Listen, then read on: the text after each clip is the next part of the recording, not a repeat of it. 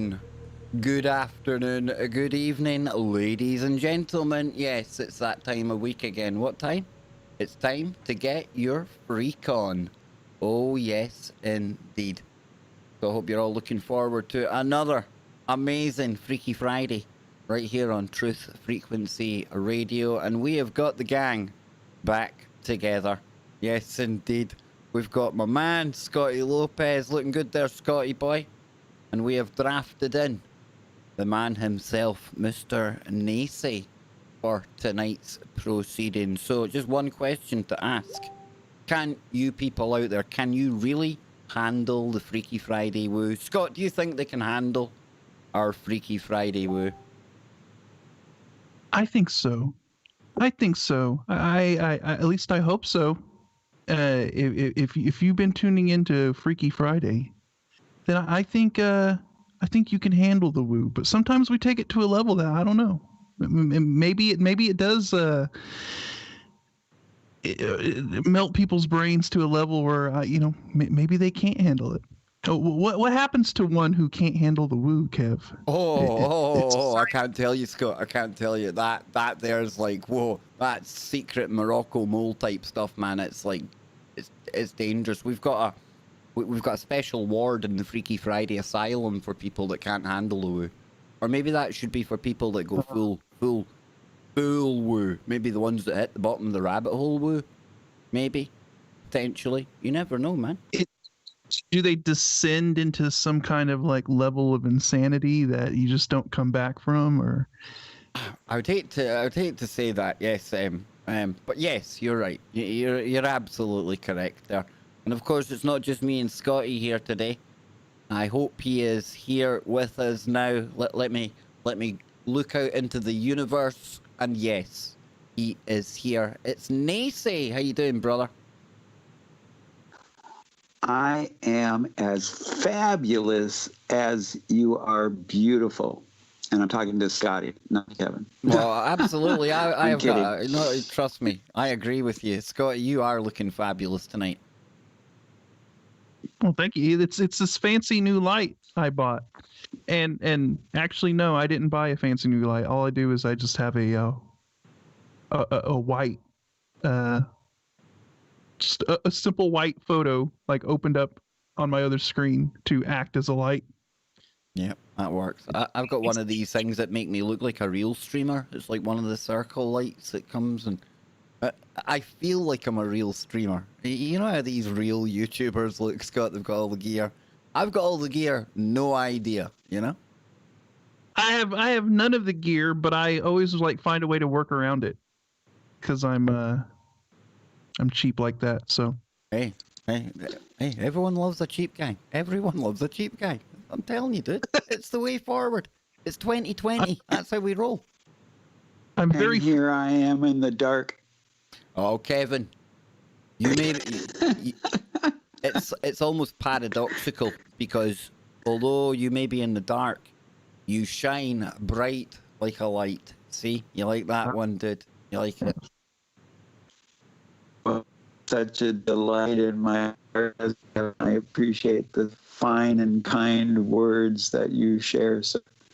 Well, I'm hoping that you don't sound like a robot all night, but hopefully that's just a Skype thing and it'll fix itself in just a moment.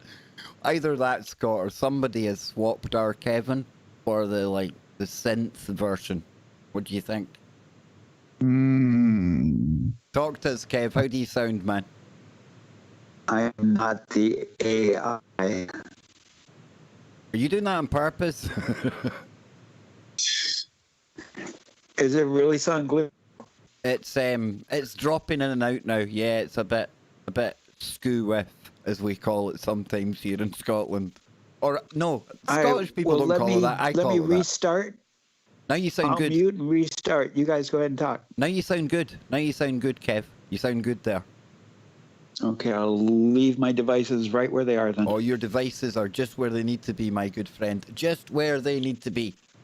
So, what we do here on Freaky Friday, before we go anywhere, I'm sure most of you will be used to this by now, but if you want to head on over to tfrlive.com/chat, you'll be able to join the rest of the Wookiees in there for the weekly roll call. Now, I can't do it as good as Johnny Whistles used to do it, although I have been known to whistle from time to time myself these days. But I will be over there in about 30 seconds or so, so hurry on over if you want to get a little shout out with the rest of the gang over there. And of course, this being Freaky Friday, it's the one show of the week that we do simulcast, so a big shout out to all 68 people so far over on YouTube. Hit that share. Please hit that share. Let's get this party started. So, Scott, with that out of the way, will I do the honours in the TFR Wookiee Cave? Will we go there now? Yeah, let's go ahead and give them their shout out. Their well-deserved shout out. Those are the people hanging out in the Wookiee Cave. Those are some of the most hardcore people, that have been around since I can remember, since the beginning. So yes, we shall give them their shout out, man. Yes, we will. So I'm slowly walking down the virtual corridor towards the roll call, and I am there now, along with my able-bodied robotic assistant, Sophia. First up, we have got Bam. We have got the cold brews. Our good friend Onslow. Big shout out to you, Onslow. We also have the aforementioned paradoxical anomaly. We've also got the waffle buddy. Always makes me hungry, that one, Scott. Waffles, bit of syrup on it. That'd be go down a treat right now. Yeah, I always love me some waffles, man. Oh, you can't be a bit of waffles, dude. Come on, it's like the ultimate munchie, isn't it? Now, do you guys in the UK is putting peanut butter on waffles a thing? Listen, I've got a strict rule that if it works for you, it shouldn't matter what the geography is. Crack on, I say. Although one thing that you guys seem to do over there, do some of you put like syrup on bacon? I was just about to say that there's sacrilege, dude. That bacon doesn't need any assistance, man. I mean, come on. A big thing here in this part of the country and down south is you do pancakes, peanut butter on the pancakes, bacon, and syrup. You see, that just sounds like a paradoxical anomaly. It does, doesn't it? It's so good. So if I may add, as an avid waffle consumer, we have a Belgian waffle double-sided maker, and you have not had waffles unless you've had original, organic, tapped straight from the maple tree and cooked within a couple weeks of it being tapped. That is the most delicious syrup that you'll ever have.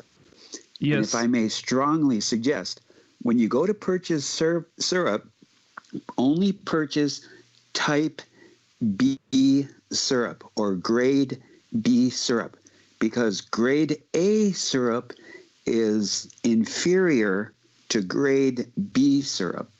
Grade A syrup is the first running of the sap from the maple tree, where grade B syrup is after a period and the syrup is flowing well, or the sap is flowing well. That's grade B, and that's the syrup that makes the best. You see, that's all back to front, but what do I expect from people that put syrup on bacon? It's a paradoxical anomaly. But anyway, Waffle Buddy, see what you started there? We almost turned into like the weirdest, abnormal, paranormal food show in the world. It's how we roll here. So we have got Mojo Honor, or Moho Honor, depending how you pronounce it. We're good either way. We also have Psycho Dave, Little Giant, Lancifer, Jojo's, and I suppose I should really say Ho-Ho's now as well, since I went the old Moho way. It doesn't matter. I thought people would... Scott, you're meant to laugh at my crap jokes. Come on, man. Hey, if you're pronouncing it, if you're pronouncing it in Spanish, the J is pronounced as an H, so it is Ho-Ho's. Yep, Mohos like and Jose. Yep, Ho-Ho and Moho and Jose, and I tell you, we are culturally and geographically appropriate. Mojo, You see how woke it we makes are me here, think Scott. Mojo makes me think of that old cartoon, The Powerpuff Girls. Mojo Jojo. Nah, can't say I watched that one myself. You know, it's not high in my list. I'm only joking, man. Well, I'm not joking. But we've got Bill 13 in there. Mojo We also have the War Child 617. What happened to the other 616 before you, dude? That's worrying. Warchild must be a teleporter because Warchild is not only in the Wookiee cave but is also in the YouTube chat as well. Oh, hang on a minute. You know who else is in the YouTube chat? And I'm going to bestow them with an actual wrench. Charlie Robinson? Dang, dude. Wow. Scott, Excellent. it's not very often you get a #1 best-selling author tuning into your show. He insists I call him that from now on. He prefers that to the egg for some reason. I don't know why he didn't just let me stick with the egg. Hey, I will gladly take that mantle. I'll take the egg. Egg is really good on the side of waffles and bacon. As long now, you can't be telling me, guys, that you put syrup anywhere near an egg. Don't do this. My grandfather, Oh, my grandpa McClure used to put over easy eggs on his pancakes. It's another big thing too. eggs on pancakes? Can I handle that? That doesn't sound so bizarre. You need to get over here for a right fat boy fry up, man. Oh, big Braveheart. That's what they call the big boy breakfast over here, Scotty. A Braveheart. Oh, telling you, man. Good. Kev, do you guys have pig in a blanket? No, we're like we're living in a different dimension. Of course, we've got pigs and blankets, man. We're not like in the Dark Ages. Where do you think I live? In the back of a cave? Hey, you're talking about Braveheart breakfast and stuff. We're wondering.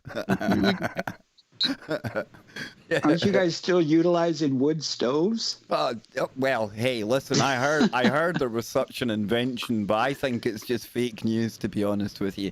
Listen, all this joviality, okay, let's get ready to get our woo sorted out, boys. And the first story I'm going to bring up today, it kind of follows on nicely from a stream that I done yesterday, but I appreciate not everyone's seen the stream. Not everyone was there for that. So, somebody that I've always been interested in, guys, is Leonardo da Vinci. You got the Mona Lisa, you got the Last Supper, but the thing that always done it for me was the miraculous type of inventions he came up with back in the 1500s that we're only really seeing as technology today. Helicopters, cars, that kind of thing going on.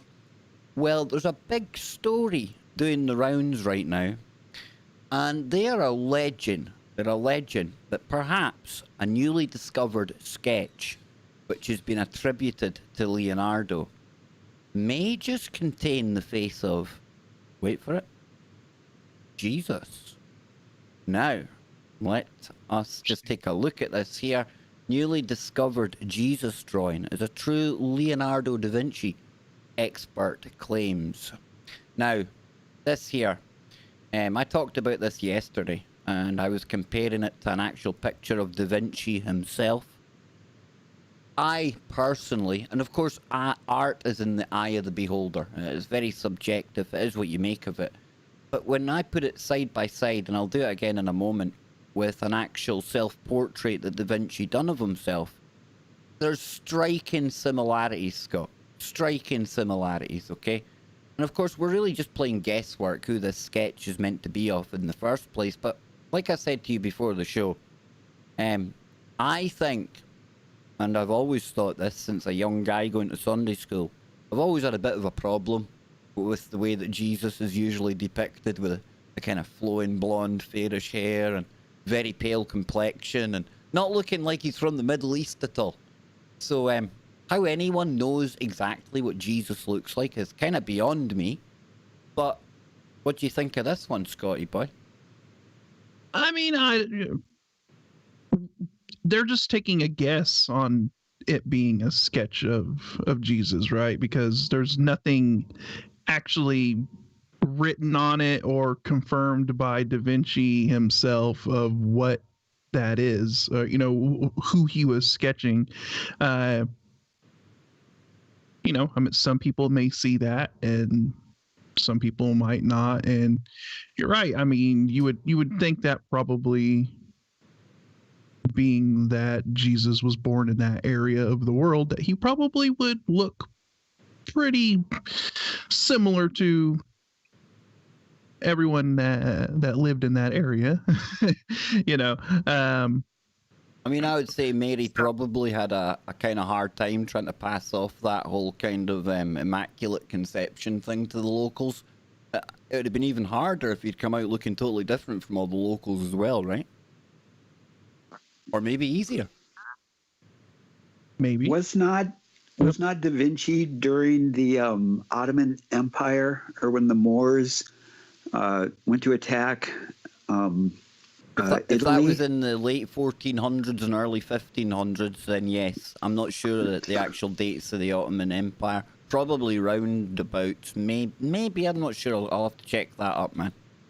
I purchased for my oldest, well, not my oldest daughter, but for one of my daughters, I purchased the small models of the catapult that he designed. He was an incredible architect of war mechanisms. Mm-hmm. And one of my favorite memories of his drawings is there are many drawings of him making different versions of the flower of life, which are really intricate and just beautiful. Yeah, just looking here at the dates, this one, it goes back to the 14th, 15th, 13th. 1299. Yeah, 1299 to 1922 is what it says there. Yep, definitely covered that time period. Yeah. Yeah. Well, we've got this picture, like I was saying, and I'll just read a little blurb on this here. Nothing too much, because I've got more Da Vinci news turned up in the news feed today. And it says a drawing that was in a private collection for years has been attributed to Leonardo da Vinci. The Italian language newspaper La Stampa reports that Annalisa Di Maria, a scholar who worked with UNESCO's Florence division, believes an image of Jesus found by a collector in Lecco to be the work of the Renaissance's most high-profile artist. And there we go. Thank you. Watch out for the hairy bison of Gloucestershire. Yes, the hairy bison of Gloucestershire. We must watch out for that. I'm telling you. There's something else we need to watch out, though, for when we're handling or anywhere near a genuine Da Vinci. You see, something else has turned up that's been attributed to Da Vinci, and this is a weird one, because they have gone and they have found traces of bacteria that are living on Leonardo's drawings. Now it says here, while the rest of us look at paintings and drawings of Leonardo da Vinci in awe, trying to figure out a smile or find a hidden message explaining everything, scientists are digging deeper and finding bacteria. A new study reveals that researchers analysing 7 drawings by the master are covered with an unexpected amount of bacteria, fungus, and human DNA. Human DNA, it says? Does Dan Brown know about this? So it says 7 emblematic Leonardo da Vinci drawings were investigated through 3rd generation sequencing technology, nanopore, that's what it calls it. In addition, SEM, the 7 emblematic, well, what is that SEM for then? Analysis were carried out to acquire photographic documentation and to infer the nature of the micro objects removed from the surface of the drawings. Now, the nanopore generated microbiomes that can be used as a bioarchive of the drawings, offering a kind of fingerprint for current and future biological comparisons. Results showed a relatively high contamination with human DNA, and a surprising dominance of bacteria over fungi.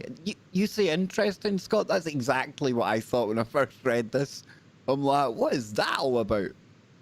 I mean, interesting, but also not surprising, being that so many people have probably been in close proximity to these, looking at them. I don't know how many people have actually like handled them or put their, touched them. But you would think that there would probably be traces of human DNA on it, just from it being handled over many, many years. The bacteria, well, you got to figure the canvases or the paper that it's drawn on and painted on is organic, right? Yes. And so you would think that there probably would be a level of bacteria growth embedded in the paper, and probably slowly eating away at any of the organic compounds that it's consisted of, or even the organic compounds that may be contained within the paint or whatever medium he was using to sketch all of this stuff out. I mean, it's all made of organic compounds, and so you would think that probably bacteria would exist at some level on it. So, yeah. On a side note, if I may add, at that time, most paint and most canvas was made out of cannabis, which is antimicrobial, and so it wouldn't break down the actual material of the painting, yet would have the ability to live upon the material of the painting. It's a good point, and that's probably why it was just found on the surface and not really embedded in it. So, yeah, it's a good observation there. So what do you think of Da Vinci, guys? I mean, I look at him as being somebody way, way, way, way ahead of his time. I'm going to pull up some of the drawings as you speak here, Scott, of some of the inventions he had. But a very interesting character, right?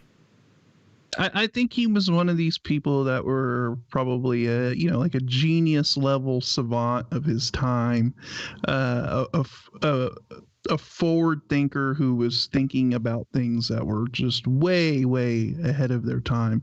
I think he probably was one of these individuals that received some kind of a download of some sort. Or, do you know where he went, Scott? Do you know where he went?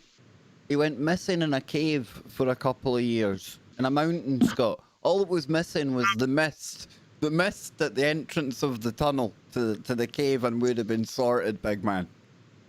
Yeah, I think, whatever you want to call it, the Akashic record, the ether, or whatever, all of this information that exists in our universe at one time. I mean, it's because time doesn't really mean anything at the quantum level. I think he somehow was able to tap into that. He was opened up to it, and he just received all of this data and information, and he essentially archived it, in his sketches and drawings. And as you can see, I mean, this was the 1500s, and he was drawing parachutes. I mean, look at that. He knew the concept of, air resistance, being able to push up against something. He drew helicopters, armored tank. You could argue that's a car with the 4 wheels, Yeah, exactly. It also looks very UFO-ish. Doesn't it? Is it too soon to go to Speculation Island already? Oh, Kev, we set sail for Speculation Island the minute the music actually sparked up. So maybe we've got there early. Maybe we went through a portal and arrived at Speculation Island early. Take us there. Beautiful choice of words, because that's what I was going to add to when he opened the matrix and went within the cave or the portal to go to North America, because was there not strong evidence that he was one of the original, as our friend Jimmy would say, Illuminati? I think he probably. I know there's been a lot of rumors surrounding him. I think I've seen tales of him turning up in Africa as well, which isn't a stone's throw from Italy, really. I mean, so possibly, dude. And when you go into a cave, caves are magical things, right? We talk about caves and mountains and rocks all the time, Scotty. Be people out there shaking their head going, oh, they're not back at this again, are they? Hey, Nostradamus, where did he go to get all of his information? Used to go and scry in a cave. Oh, look at that. We're on the break already. See what happens when you talk about waffles for 10 minutes? We'll be back on the other side, folks. Go and get your munchies. But don't ruin it with maple syrup. Bacon is standalone, right? We'll be right back. Look at this, look at this. Look how quick the streaming machine is working now, Scotty boy. I hang up on hosts and add things and it works right away and much smoother. Everything seems to be running like smooth maple syrup over a piece of bacon, Kev. Oh, it certainly does. It probably because I don't have 89 different scenes running HD graphics and add-ons and music. And hey, listen, last night we done a show on TFR. Scotty took us back to the basics for people out there that might not be as technologically savvy as somebody else. And, well, I learnt a thing or two, and I can tell you that my streaming had been slowing right down. I couldn't work out what was wrong with it. But a couple hours with Scotty, and, well, Scott, you can see it now. I showed you the actual evidence on the processor. We're looking good, right? It was just so synchronistic, and so it was so funny that, you know, we were doing a show talking about kind of like computer security, and in the beginning I was talking about what I do, you know, cleaning up people's computers and getting things to run faster and all that, and Kev is, you know, sitting here having all of these problems of his computer bogging down and being slow. And essentially during the break yesterday there was like some troubleshooting going on, so like the actual topic of the show was unfolding in real life right there before us, but hey, Kev got it all sussed out. He got it figured out. He was able to troubleshoot his own issues. I didn't have any hand in that, so good work, my man. It was good work. Inspired by you, Scotty. What do you think, Kevin? I can't confirm or deny that before the show today, I shut off most of my devices and rebooted them along with the internet, and I had to check my up and down levels because I wanted to be fivers with tonight's show.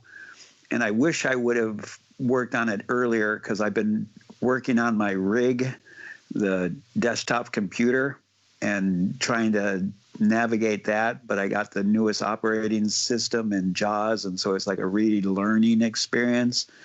And I wanted to get a hold of Scotty because I wanted to pick his brain, because I know he's the whiz master at the computer. Oh yes, he is like my he is my tech guru. He's not like the rest of them. He's a real tech guru. This one, ain't you, Scott? Yes, I try to do what I can. I have a little bit of knowledge. So humble. If I may, so Scotty, humble. in the future, contact you about some computer issues that I have. I'd appreciate your time. Oh yeah, no problem, man. Well, we can talk after the show or whenever, you know. So beautiful. So when we come back after the break, how about we take a little look at maybe something that could be considered an Egyptian mystery? How does that sound, guys? I think that sounds rather splendid, and we can take it from there, boys. Indeed. As you wish, my commander.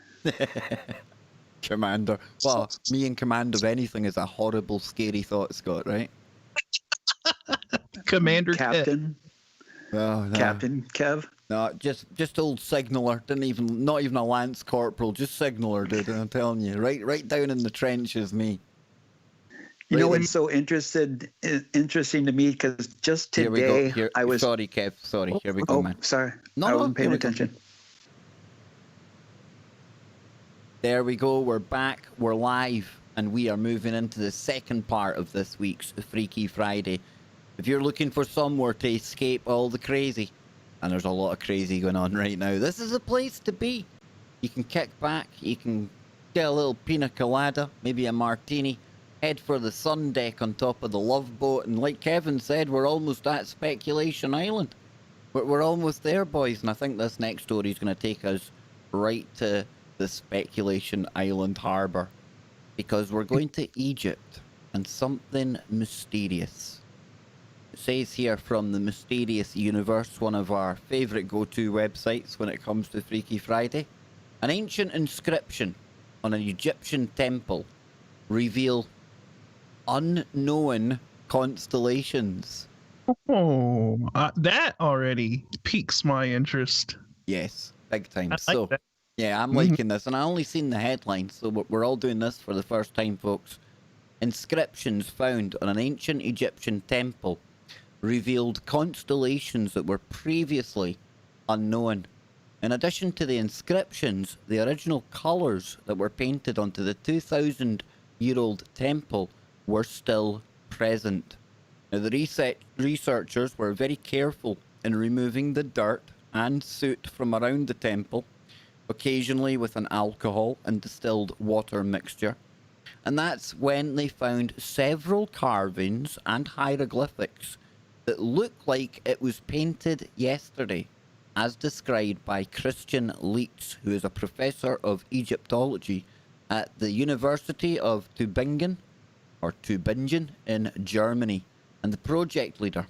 So in an interview with Live Science, he made it clear that they were not going to repaint anything, and they were only removing the dirt and soot from around the temple.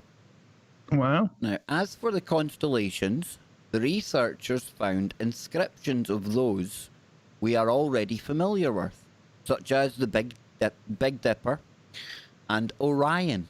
However, they did find other inscriptions of those that were previously unknown, like the Apidu in Ra constellation, also known as the Geese of Ra, in reference to the ancient Egyptian sun god. Now, unfortunately, there was no pictures accompanying the inscriptions, so it's impossible to know for sure which stars that they were referring to. As for the temple itself, it is located in the town of Esna, which is approximately 40 miles south of Luxor. Now, the temple of Esna was once a sanctuary that turned into a storage warehouse for cotton in the early part of the 19th century. But after many years of neglect, it is now covered with dirt and soot, with only the vestibule remaining. This large sandstone building measures 120 foot in length by 65 feet in width and 50 feet in height. It has 24 support columns and 18 freestanding columns that contained beautifully painted carvings of plants, and Leitz estimated that it would have taken approximately 200 years for the ancient Egyptians to complete its construction and finish all the carvings and decorations. Now, let us just butt in there, boys. Do we think, really, that it took the Egyptians, or whoever built this, did it really take them 200 years, guys? Do we think that? I'm struggling to go there.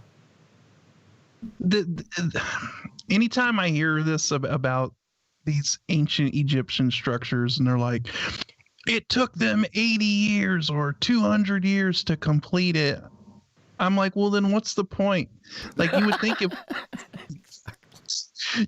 if like one of these rulers, right, wanted to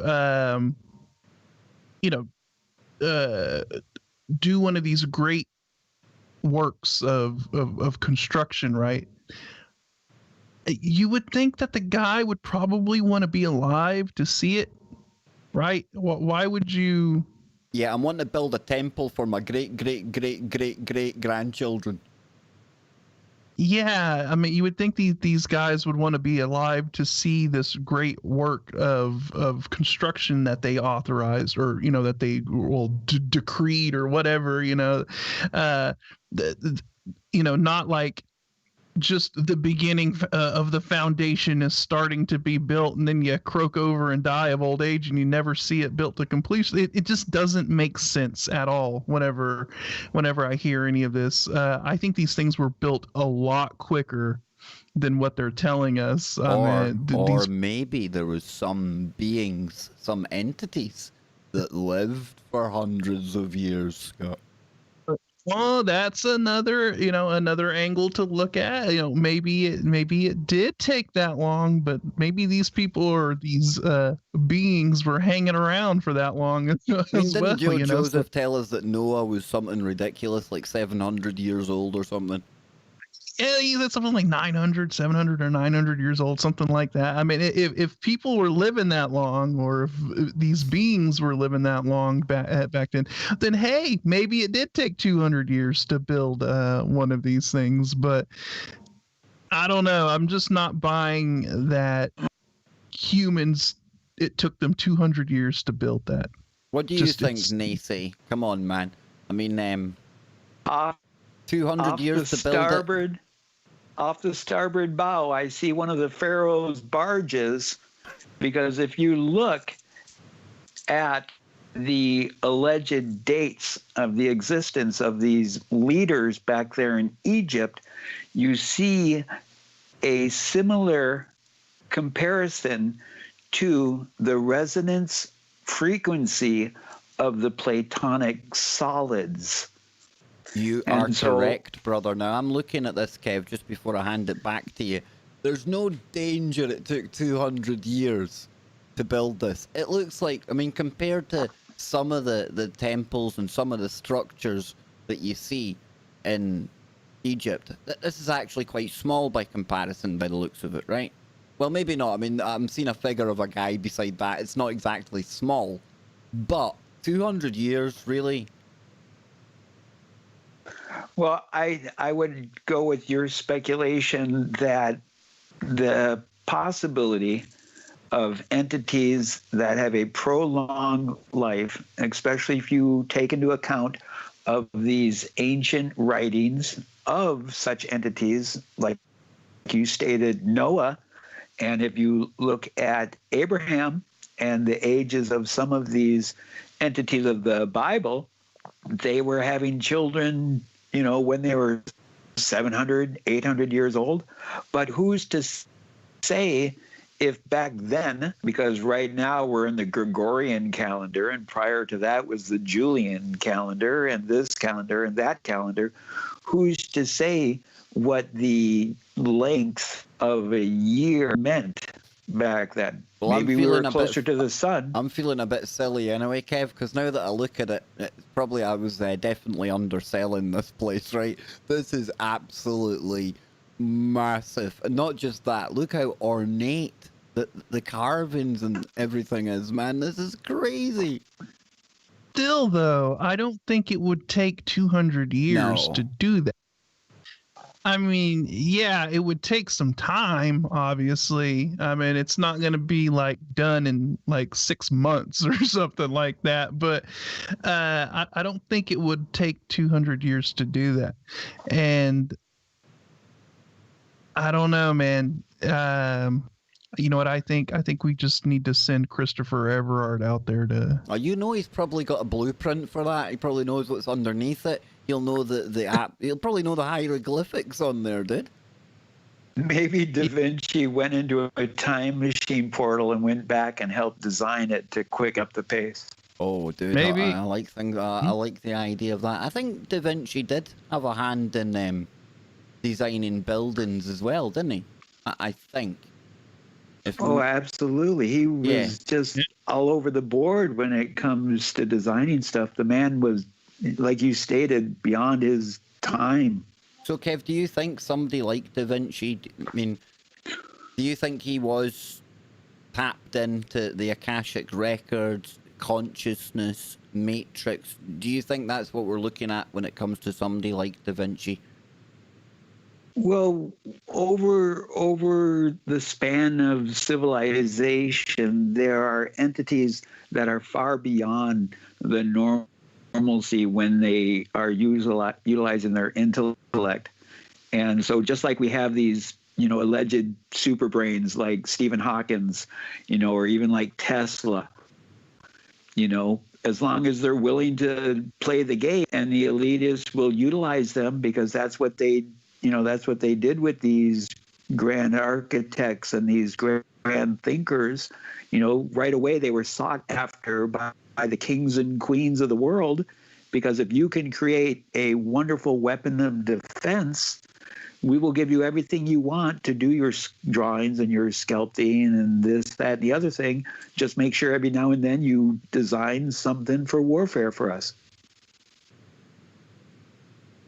Very good point, Kevin. Very good point. I tried to hit unmute there, and I've totally probably knocked all my volume off now because I pressed the wrong button. But we're back. We're good. Anything to follow up on that, Scott, before we take another look at the end of this article? I mean, what do you make of this, guys? The fact that they were perhaps drawing constellations that maybe we don't see in the sky anymore. That's what I found very interesting. This constellation thing. Maybe they had a whole kind of different set of constellations. Different. Maybe the stars were. I'm not going to say the same, because the sky looked different back then, just because of our location in space and the way the planet was oriented at the time. The constellations have shifted and the star map has changed. That's why a lot of these megalithic structures and stuff that were aligned to constellations at the time are now not so aligned, right? You have to kind of rewind time and kind of rebuild what the sky looked like at the time. But I'm just wondering, did they have maybe their own set of constellations, connecting stars in the sky that we no longer connect, right? Because we have this set of constellations that we utilize now, that we use, but there's nothing to say that you couldn't draw a different set of constellations based off of other stars that you may see significance in.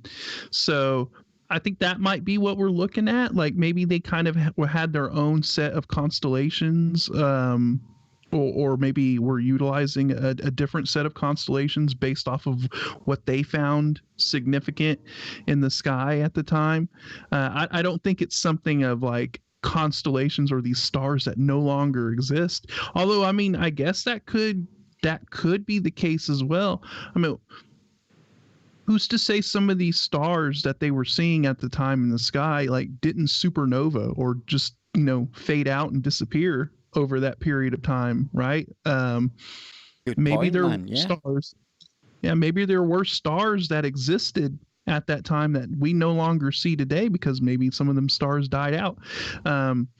So I don't know. I think there's, a couple of different ways you could go with it. But either way, I mean, I think that they were just, the sky was much different back then.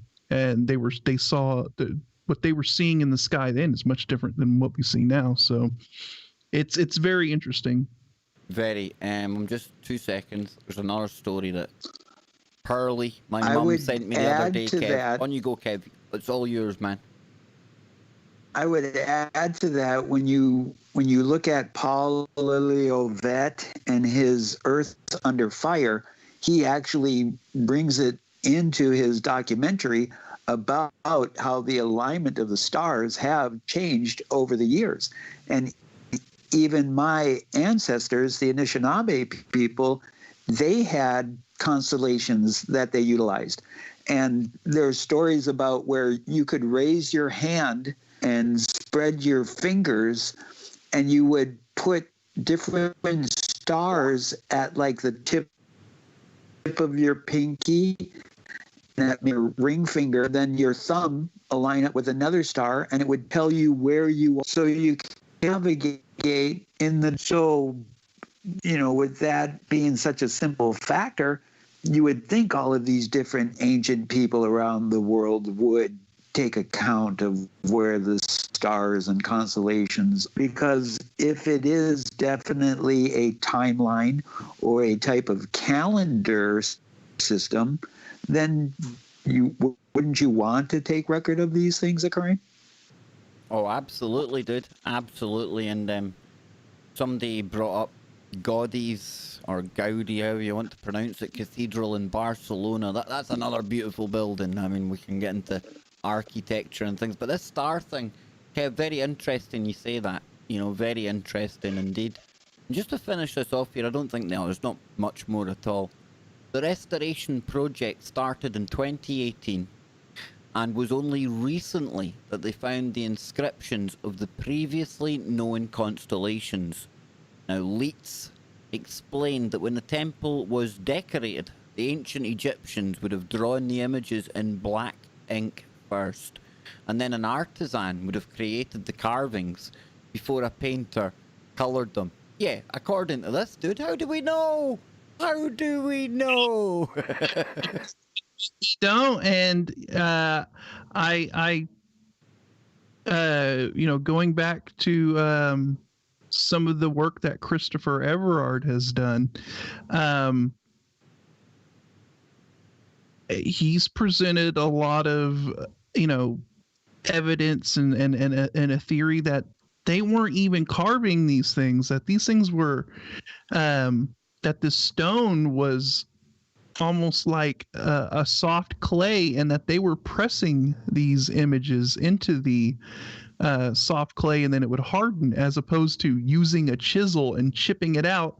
So it allowed for kind of a mass sort of like a mass production technique of putting these hieroglyphs and different drawings into the stone, because basically we're talking about maybe an ancient form of concrete of some sort, and as it's still malleable, you can just press these images into it. So I kind of like that take on it as well, and that would also reduce the amount of time it would take to do a lot of these intricate, what they were telling us that they're carvings or chiseled into stone, but maybe they're apart from the stars, I would be pretty intrigued to find out what the walk-in. I mean, what is this? That's not Anubis. It's like a kind of dog head, but that is not a dog body. What on earth's name is that? And what is this? Is this like a big sword, a big blade, and then it's got like a flying cow? Is that Taurus? Do you think that's meant to be the bull, the Taurus? What I see is a humanoid creature with hooved feet. Dude, I hadn't even made my way down to it. It's cloven feet. Yes. I mean, what were they seeing back then? What were they representing in these carvings or whatever? When Scotty was talking earlier about that poured monolithic sites, I agree with that, because there is strong evidence that cannabis was actually used for concrete. They found a bridge in France that was over 700 years old, and it was still in really good condition, and they couldn't detect what it was made out of, and they found out that it was made out of plant matter, because when plant matter hardens, it fossilizes. So then in these ritual ceremonial places, if you utilize a special type of cement, and then inside it you add crushed quartz and silver and gold, then you can resonate it at a frequency. So then if you use electromagnetic or sound manipulation, then you have the ability to move these enormous bricks that have been made. The quartz thing interests me there. I always kind of, my ears pick up when I hear that. But I'm looking again at some of these pictures here, and to describe this for you, Kevin. We've got 1, 2, 3, 4, 5, 6, 7. That could be the Pleiades, right? It could be the Pleiades. The Seven Sisters. Isn't that what they Oh, sometimes absolutely. get called? And then right underneath that, they seem to have a depiction of somebody. Would you say they're deceased, Scott? Is that like the boat that crosses the river or something? But then there's more stars underneath that. Well, and then it was, remember Ra, when he went into the heavens to chase away, oh, dang it, what's his name? Apotheos, or no, is it Apotheos? It's blanking me right now, but the darkness, when Ra would float his boat or barge across the heavens with the sun, bringing it up every morning to chase away the darkness. So maybe it's a little bit of that, fable, or it could be, Kev. Underneath it, it's got 1, 2, 3, 4, 5, 6, 7, 8, 9, 10, 11, 12, 13 more star-looking things, and then another barge with what looks like two eyes of. Is that the Eye of Osiris? Isn't it? I think that's the Eye of Ra. It's Ra, yeah. They always get confused with these characters, man. Well, I would speculate that the 13 stars would correspond with the 13 moons, the 13 embers of the night sky. Could be. Could be. There's no way that we can. Nobody's going to be right or wrong on this one. Nobody. Who knows? That's what I love about, be it ancient Egyptian art, Da Vinci art. It's very, very subjective indeed. But I tell you what, when we start to go down this road, Scott, Kevin, I didn't think it would actually get this interesting, because we've had a good bit of like architecture in here. We've had a bit of the old hieroglyphs, and now Scotty boy, I think you've got a story there that adds to this as well. And this was sourced by Pearly. Big shout out to Mama Baker. Yes. Excellent. Yes. So this is over on The Guardian, and it says that nearly 100 coffins buried over 2,500 years ago have been found in Egypt, and that mummies and up to 40 gilded statues were found in a vast pharaonic necropolis south of Cairo. Now, Scott, before you get in here, if people want to see this, this is what's some of the stuff that you see in the documentary about Saqqara. And in that documentary, there's a cat necropolis. It's amazing, dude. Sorry, man. Just when I seen that bendy pyramid there, the one that we know was like a really bad attempt by the people that obviously stumbled across the bigger, brilliant pyramids. All of this takes place in the shadow of that really gimpy pyramid. And I know if there's people in Australia, they'll be really offended now, because they've got a pyramid called the Gimpy Pyramid. So there you go. And I also got to mention that, I just got to throw out that Pharaonic Necropolis would make an excellent name for a metal band. Just saying. Wouldn't it? Yeah. Pharaonic Necropolis and the Cats.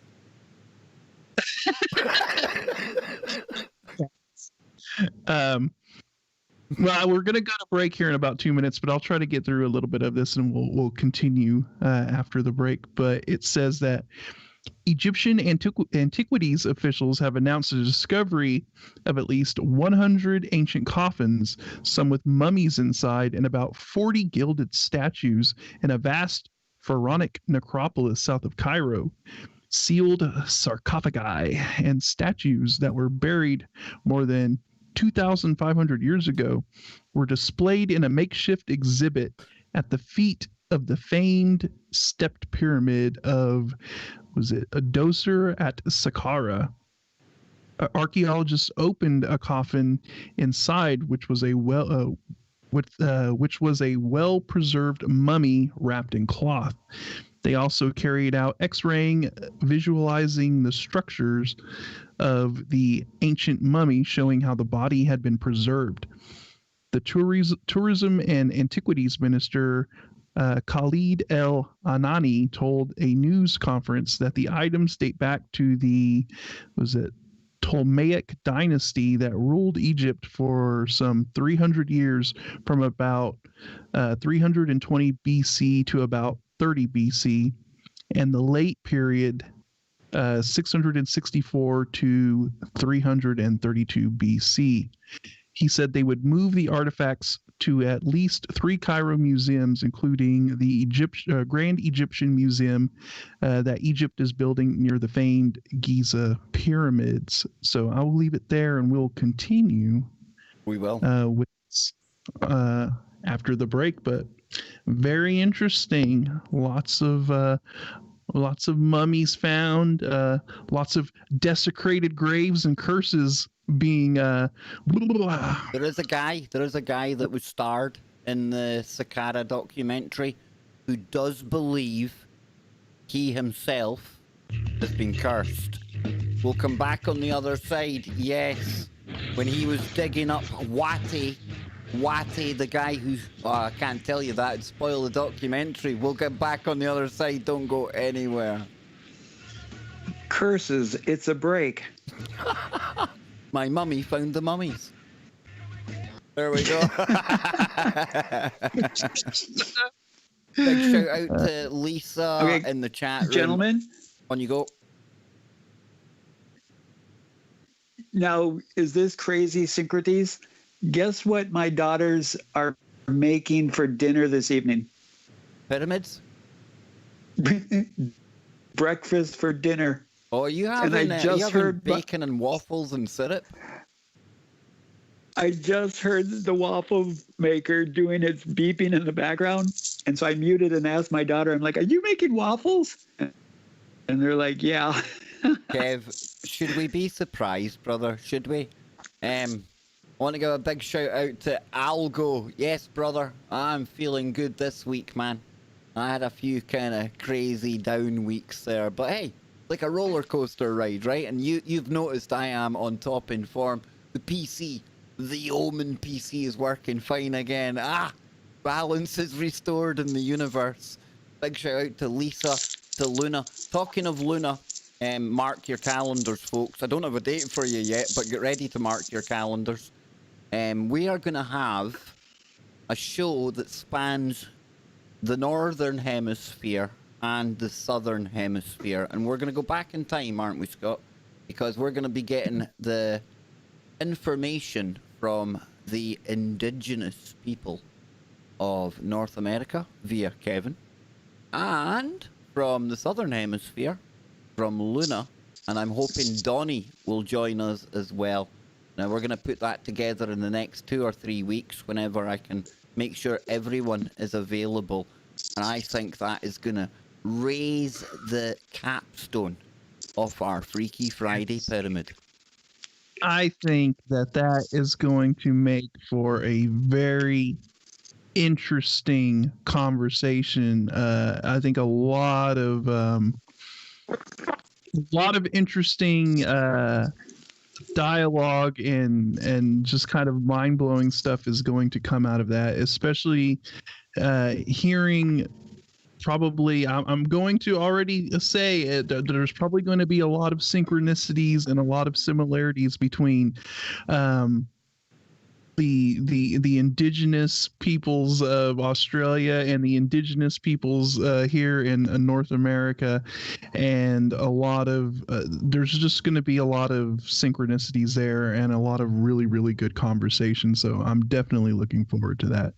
Yeah, big time. Are you looking forward to that, Kev? I've kind of sprung this on you, but I will organise a date with you. I've not sprung it on the Australians. It's not like I've just made this up on the spot. I had a word with Luna. So, yeah. We have talked about it in the past. Yes, it's going to be a good one. Now, Regla's asking if I've ever talked about the potato famine. I haven't. I might look into it. I don't know if there's any good woo in there. If there is, hey, maybe we can. We have got the Quite Insignificant in the chat room. That's a very interesting name you've got going on there. You're very significant in our chat room. Nobody's insignificant here. Don't be daft. And then there's the War Child. Quantum War Child. Not in 1, but 2 chat rooms. So, almost gave people the fingers there. That would have been really rude, wasn't it? Anyway, we're going to come back in a couple of seconds. We're not going to be late today. I'm challenging myself, Scott, to not miss coming back from the break. And of course, last week we had our 5-hour extravaganza. Here we go, boys. Ah, yes, indeed. Hey, It's been a while. it's been a while. Yeah, you know what happened, man? I was watching The Mandalorian today, and all of a sudden, in he comes, just barging in the door. Roar! And I'm like, just in time for Freaky, man. I don't know where he's been. I've not even had a time to talk to him. So, yeah, he's back. Our spooky Wookie. Do you like that? Come on, come on. Oh, the spooky Wookie. Because it's spooky, Okay. Andy, and just in case anyone out there didn't get it, they're probably thinking, yeah, that's really childish, Kev. Well, there was a point to it, you know. So, Scotty, when we went away before the break, you had really got me excited because one of the best documentaries I've seen in a long time. It's all about Saqqara. It's on Netflix, and they have been doing excavations for a good few years there now. I know there's a lot of people that really love cats that listen to this show. I'm a cat guy. Susie is behind me listening intently. She's sleeping. She always sleeps. But it's amazing, absolutely amazing, the way that the Egyptians looked upon cats. And when you watch that documentary, cats are very central to it. And I don't want to spoil it for anyone that hasn't seen it. But this is an interesting site here, Scott, and we're talking about all these sarcophagi that they've been digging up in the desert, right? Yeah, indeed. So continuing on with this here, he said they would announce another discovery at the Saqqara necropolis later this year. The find at the famed necropolis is the latest in a series of archaeological discoveries in Egypt. Since September, antiquities authorities have revealed at least 140 sealed sarcophagi, most with mummies inside, in the same area of Saqqara. Egyptian archaeologists found other shafts full of coffins, well gilded, well painted, well decorated. Mustafa Waziri, Secretary General of the Supreme Council of Antiquities, told reporters on Saturday the Saqqara site is part of the necropolis at Egypt's ancient capital of Memphis, which includes the Giza pyramids, as well as smaller pyramids at Abu Sir, Dashur, and Abu Ruwash. The ruins of Memphis were designated a UNESCO World Heritage Site in the 1970s. Egypt frequently touts its archaeological discoveries in hopes of spurring the vital tourism industry that has been reeling from the political turmoil following the 2011 popular uprising that toppled longtime autocrat Hosni Mubarak. Says the sector was also dealt a further blow by, that thing going on right now. So yeah, very interesting. Now, when it comes to all of this like mummy stuff and the sarcophagi and all that, I've always, even since I was little, there was just an initial gut thing that was like, I don't think they should be doing that. Even from when I was little, I'm like, it's just wrong to be desecrating graves like that. It's like it's wrong to do it to everything else, but why is it okay to do it to the Egyptians, right? Like it like nobody goes, we're not going to show any respect to these people at all, and we're just going to just like yank their coffins out and put them on display. And you know what I liked about this particular documentary, Scott? It was Egyptians. It was all Egyptians that were working on the site, from the head archaeologist down to the very basic guy that was going about with I can't remember the name. Is it cliff. I can't remember the name of the thing they use anyway to scrape back the sand. But I thought that was really interesting when you compare it to the early 1900s and things when it was mostly British and European people over there that were, let's face it, probably robbing half of the excavation sites that they were getting into. It was just nice, Scott. I know it's not much, but I just thought it was kind of a nice touch that it was Egyptians themselves. And there was a guy, an older guy, one of the head excavators. He was the guy that went down into the burial shafts. And he's the guy that I'm about to speak about in a moment. But his grandson, he's actually part of the dig as well. And they sent him, he was going to get in the water and just running around. But this was him passing down the generational knowledge that he himself had been handed down from his father, the grandfather before that. So it's like, it's just crazy. It's like, I don't know, dude, it just makes it even more special, I think, you know? Yeah, it's interesting, but it's still there's something that tells me it's not right. You know, even if it's Egyptians doing it. I mean, look at the former head of antiquities. Oh, don't even bring his name up. He whose name will not be spoken on here. Yeah, I mean, he's Egyptian. That doesn't mean he's a good guy or that he's that he was doing it with any good intentions or anything like that. So, I don't know. It just, to me, it just seems wrong to be just yanking them out of their kind of these sacred tombs, and then it literally, you know, it's said in the art, it's just a makeshift display that they've thrown out there. You know, they just threw these Scott, coffins. you need to see this site, man. It's like you can't walk anywhere without like half falling down a shaft. Then there's another place they come across, and I tell you what, dude, it is crazy, man. And then you think about like how much desert there is, and potentially what we haven't found yet. You know, that's what still whets my appetite for Egypt. I think there's a way that we can research these things, like we can find them. And I mean, okay, I understand you want to preserve stuff, right? But it was preserved where it was located, right? Or you wouldn't have found it in such good condition. I mean, it will, you know, I mean, and just look at that picture right there. I mean, they just took these sarcophagi and just kind of just threw them out there for everybody to look at. I don't know. To me, it just doesn't seem right. It seems very disrespectful, but you know, whatever. I mean, they're going to do what they're going to do. So,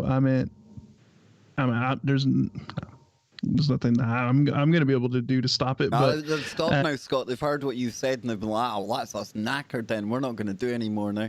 I know somebody in the chat was talking about the Smithsonian.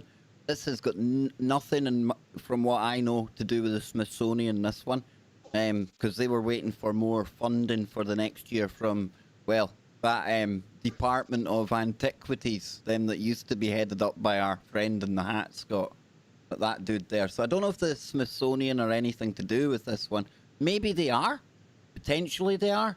But mostly the Netflix documentary that these were part of the discovery seems to be, I hope anyway, not sullied, not kind of tarnished by some of the reputation that the Smithsonian takes along with it. But just to fill in the blank on this guy I was talking about, because he thinks, despite him being Egyptian, he's been cursed as well. So you might be right, Scott. You could well be right. And his curse is kind of weird, right? Because I've had a look at this story before. It says, Curse of the Pharaohs. An Egypt worker in strange encounter after disturbing the Saqqara tomb. So it says, an Egypt worker has revealed the strange encounter he witnessed after excavating the tomb that has been linked with the cat goddess of the ancient civilization. Yep, cats are involved here as well, folks. It says, said to be cast upon anyone who disturbs the burial of an ancient Egyptian, especially a pharaoh. The curse is believed to bring bad luck, illness, and death. Now, when Howard Carter made the stunning find of Tutankhamun's tomb in the Valley of the Kings, reports claimed that Kilo Victor 62 was engraved with, quote, "Death or deletion shall come on swift wings to him who disturbs the peace of the king." Now, whether the curse is real or not, that promise was fulfilled when Lord Carnarvon, the man who sponsored Mr. Carter's dig, passed away 4 months later, as did 6 more archaeologists. So Netflix's new documentary that I really should get money for promoting, I've talked about it that much, Secrets of the Saqqara Tomb, reveals the story of a once-in-a-generation discovery of the tomb of Wate, who served under the third king of the 5th dynasty, Pharaoh Nefertari. So during excavations led by a team of Egyptian archaeologists, workers also uncovered a shaft filled with mummified animals said to be dedicated to the Egyptian cat goddess Bastet, and worker Hamada Shehata Ahmed Mansour, who was first to be lowered down the shaft. Well, you know, that's doing him a bit of a disservice there. The guy basically dug that shaft out, feet down into the ground by hand. You know, he just didn't get lowered down there. You know, he dug his way down. And he says, I want Eeny, to... meeny, miny, mo. You're the one to go down first. Oh, I tell you, dude, this was like him. He's the guy. He's like the senior dude. He gets the first dibs on going down these little shafts, right? There's like a kind of power structure to this thing that goes on. He says, I want to tell you something. Ever since I started working in this cat necropolis, when cats see me around the house, they run. They're afraid of me. They don't act like pets towards me like they used to. But when the cats run, I say to them, you have the right. I did just take your ancestors out of the ground and put them in storage. Maybe they are sacred. Scared, sorry. Maybe they're scared. I'll do the same thing to them. And the tombs were discovered at Bubastium, temple complex dedicated to Bastet in the cliff face of the desert boundary of Saqqara. Scott, I'm laughing, right? Because yesterday I'm reading out all these Italian place names, these Italian family names. Didn't get one of them wrong. I can barely string 2 English words together without tripping myself up, man. It's crazy. It's crazy. So it goes on to say that Professor of Egyptology, Salima Ikram, explained why the ancient Egyptians gave animals as offerings to the woman who became worshipped as a goddess. She said, as far as we know, people did not give cat or pet cats as offerings. The ones that they gave as offerings were actually brought or bought from the priest.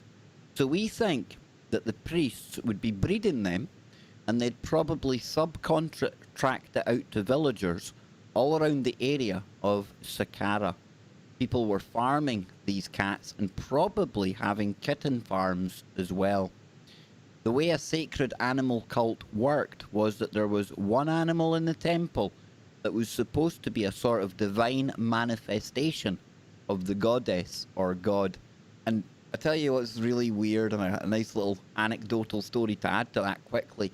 When you go to Roslin Chapel, you know, the Ooga Booga, the Templar Chapel, Johnny Whistle's chapel in Roslin, they've got a church cat. They've got the cat that lives in the chapel. It's like the chapel cat. So it's almost like a throwback to Egypt. And where did the Templars come from? Oh, they were over in the Middle East, right? Yeah, exactly. I mean, there you go. I mean, this is just an example of a lot of that older polytheistic sort of those rituals and the things that they would do, kind of translating and being morphed into Christianity, right? A lot of that stuff carried over.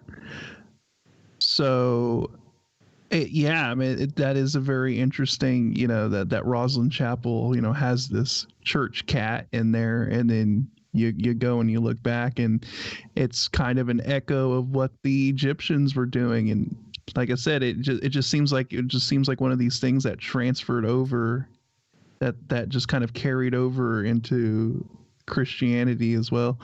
And anyone who has cats know fine well that those cats remember when they were worshipped in temples. I think so. There's something to that, and it's funny because like we have two cats, and our older one, Millie, I think it's hilarious because we like to call her the Queen of Sheba, right? Because she's a very kind of a snooty, picky cat, and that doesn't like to be messed with too much, and she seems like she tries to run the show, and so we jokingly call her the Queen of Sheba, but hey, maybe there's something to that. Maybe there is. Kev, what do you make of this one, man? What do you say to this? Well, to what Scotty just said, I think he can attest that cats and wheelchairs do not mix very well, and at some point, sooner or later, every cat in my household gets the name Speed Bump, and it's not on purpose. But Speculation Island.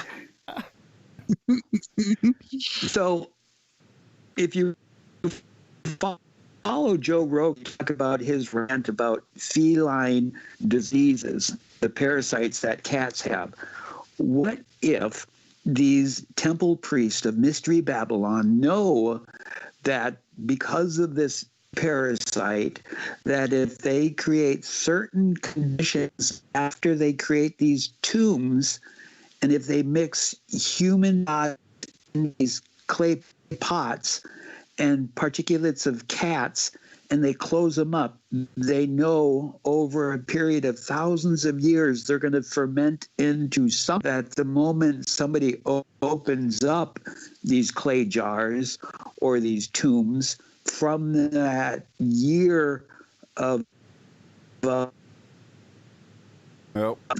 type of disease that could come from it, who knows? Good point. A good point, dude. And even going deeper,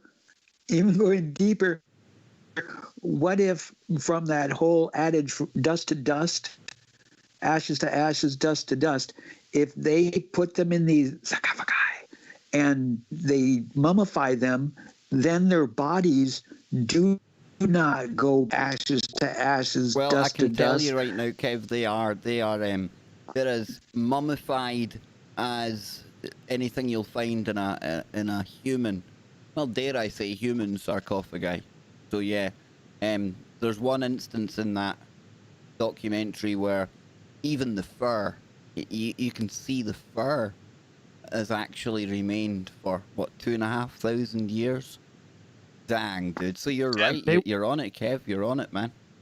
So if these bodies aren't able to go back into the ethos, then could possibly their spirits still be attached there to the area of the body, thus adding to the curse of that if you enter this temple, those entities that have been stuck in there for thousands and thousands of years getting angrier and angrier, would they not attack those that enter? Well, you see, I personally think that whether there's a curse or not is irrelevant at this point now, because for over 100 years, people like us have been talking about a curse. And when you throw that intent out there and that idea out there, Scotty, we talk about this all the time, right? If you go down a shaft thinking you might get cursed, and the whole team of people behind you think you might get cursed, and people watching the dig think you might get cursed, don't be surprised if, guess what, you get cursed. I'm just saying, if you go down there, and right there on the side of the sarcophagi, there's a warning label, essentially, that the that they put into the side of it saying, "Yo, don't mess with the sarcophagi, because if you kick the bull, you might get the horns." I mean, they're literally telling you, don't F around with the sarcophagi. And then they proceed to F around with the sarcophagi. And then, oh, geez, you're having a bad time afterwards. Things don't seem to be going your way. People are randomly getting deleted. Gee, maybe you should have read the warning label that the Egyptians put on the side of the sarcophagi. Just saying. Maybe, Um, maybe they thought it said "Do not open until Boxing Day." Who knows, dude? Who knows? And then when we're interpreting these hieroglyphs, do we really know what they truly mean? Who honestly knows?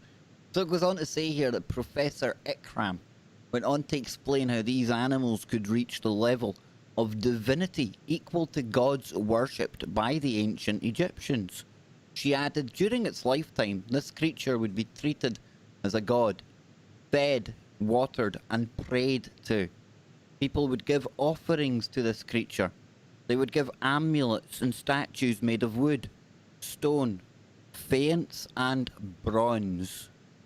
But they would also give animal mummies, because the idea was if you made a blood sacrifice to God, that they would mean more than something made out of wood or stone. Now, where the Bubastion was built, or the Bubastion was built, there were a lot of old tombs that had been cut. So the priest would take them and bury them in mass graves, which is what we are finding today.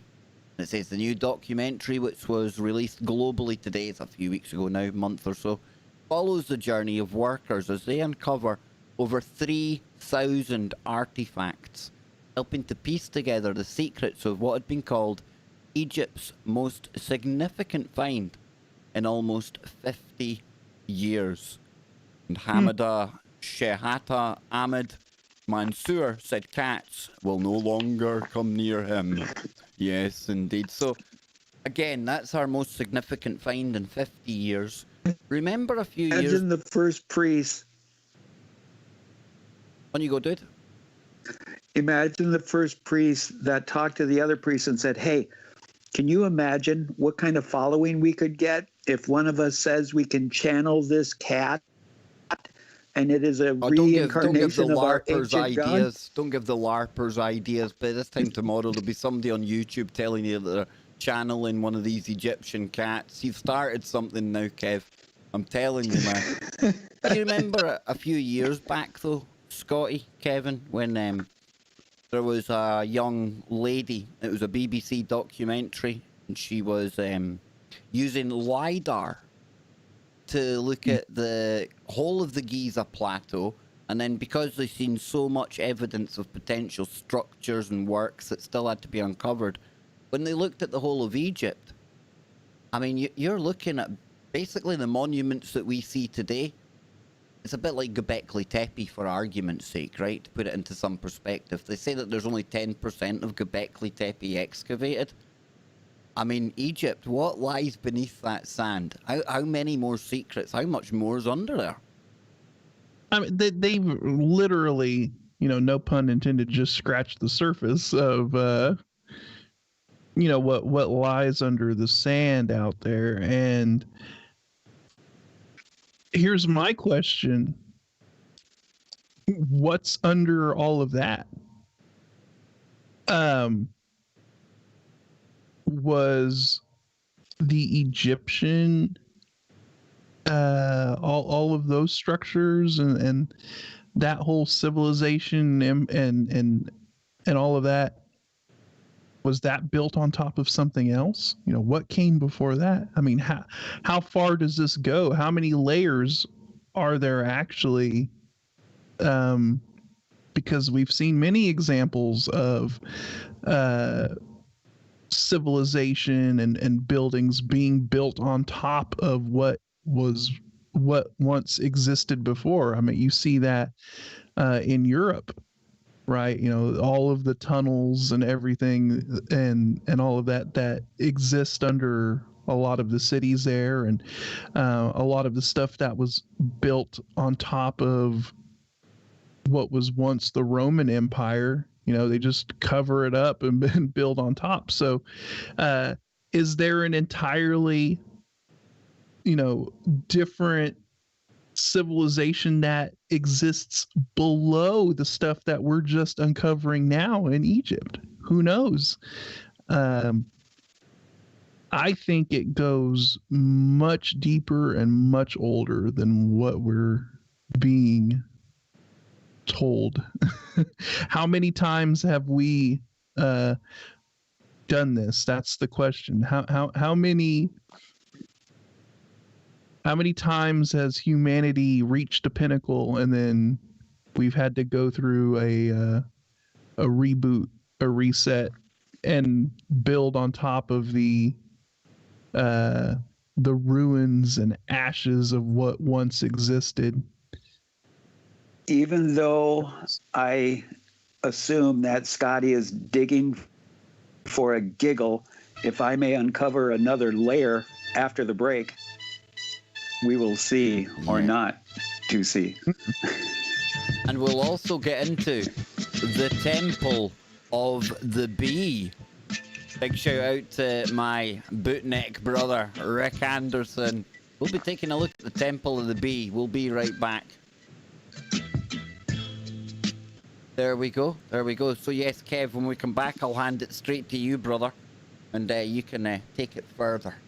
And take it further. As far as you... In fact, I think we've actually gone beyond Speculation Island already. I think we're heading into uncharted waters. Yes, I do. So, big shout out to the chat room. We have got... Hang on. Is it really Mammoth? Are you in there? Wow. Big shout out to Mammoth, the Vegemite queen. Yes, we've got Malaya, who is going to be on the Kev Baker show. Tuesday. We have got Donnie, Yama, brother. Donnie will be coming on with Luna and Nacy and Scotty. And we'll be going deep woo. We've got Reddy, Medi, Grow. We've got Adam. Hey, Lisa, how you doing? Dr. Disrespect. In fact, I wish it was Dr. Disrespect. It's just Dr. Respect. I always do that, Scott, right? Always, man. No, every time I see it, I immediately think it's Dr. Well, his little avatar there is red and black, and that's the same color as Dr. Disrespect. It's like the Champions Club's in here, man, I'm telling you. So we've got the Algo, we've got Zoe. Felicia, good to see you. We'll need to get you to hang on a Freaky Friday one day, Felicia, as well. She's a past guest on the Kev Baker show. We've got Polly kicking about in there, long-time listener, long-time caller to the KBS show. ZX, the man that is absolutely on top of everything over on I want to give Discord. an extra shout-out. I was going to do it for you, Kev. On you go, extra dude. shout-out to Zed. Yep. I think we should try and reconnect, Kevin. What really do you think, Scott? appreciate Because there's a Zed. lag, isn't there? Yeah, I think so. Kev, we're going to call you back in, say, 1 minute, because it's like when one of these times when it's gone stuttery, it's almost as if there's a bit of a lag now. So I think if I just hang up and call you back, it's going to fix it out, okay? So don't you touch any of your equipment, dude. I think if we just call you back, it should bring you back into our time loop. Maybe. As you Hopefully. wish. Potentially. Stand by, Kevin. Stand by. Yep, so I'll add them 10 seconds or so. Something like that. Yeah, so ZX, big shout out to you. Because he set up a text to, or a speech to text room for Nacy to use over on Discord. I think it's great that Discord has functions like that, where you can do things like that. Really good. Yeah. So we're waiting for the Nacy to come back. When it takes a little while to answer. I think that he might have already gone off the other end of Speculation Island. I think he's a scout. I think he's scouting ahead, Scott. Scouting for new islands. Scouting for Woo. Yep. That could be the name of the first song for Pharaonic Necropolis. Almost forgot the name of our band there, Scott, man. Yeah. Pharaonic Necropolis. We'll get Joe Joseph to play the drums. He's a bit of a drummer, isn't he? That's what he used to do, right? Yeah. There is a death metal band called Nile, and they're basically their whole shtick is they sing about ancient Egyptian stuff. Nice. So That's different, isn't it? Oh, it's Now, really cool, still dude. waiting for Nace to come back.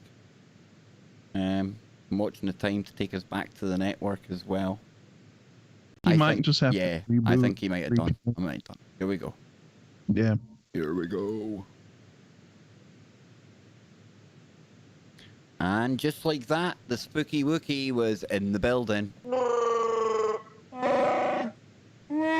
Yes, indeedy. Now we're going to be rejoined by our good friend Kevin in just a moment.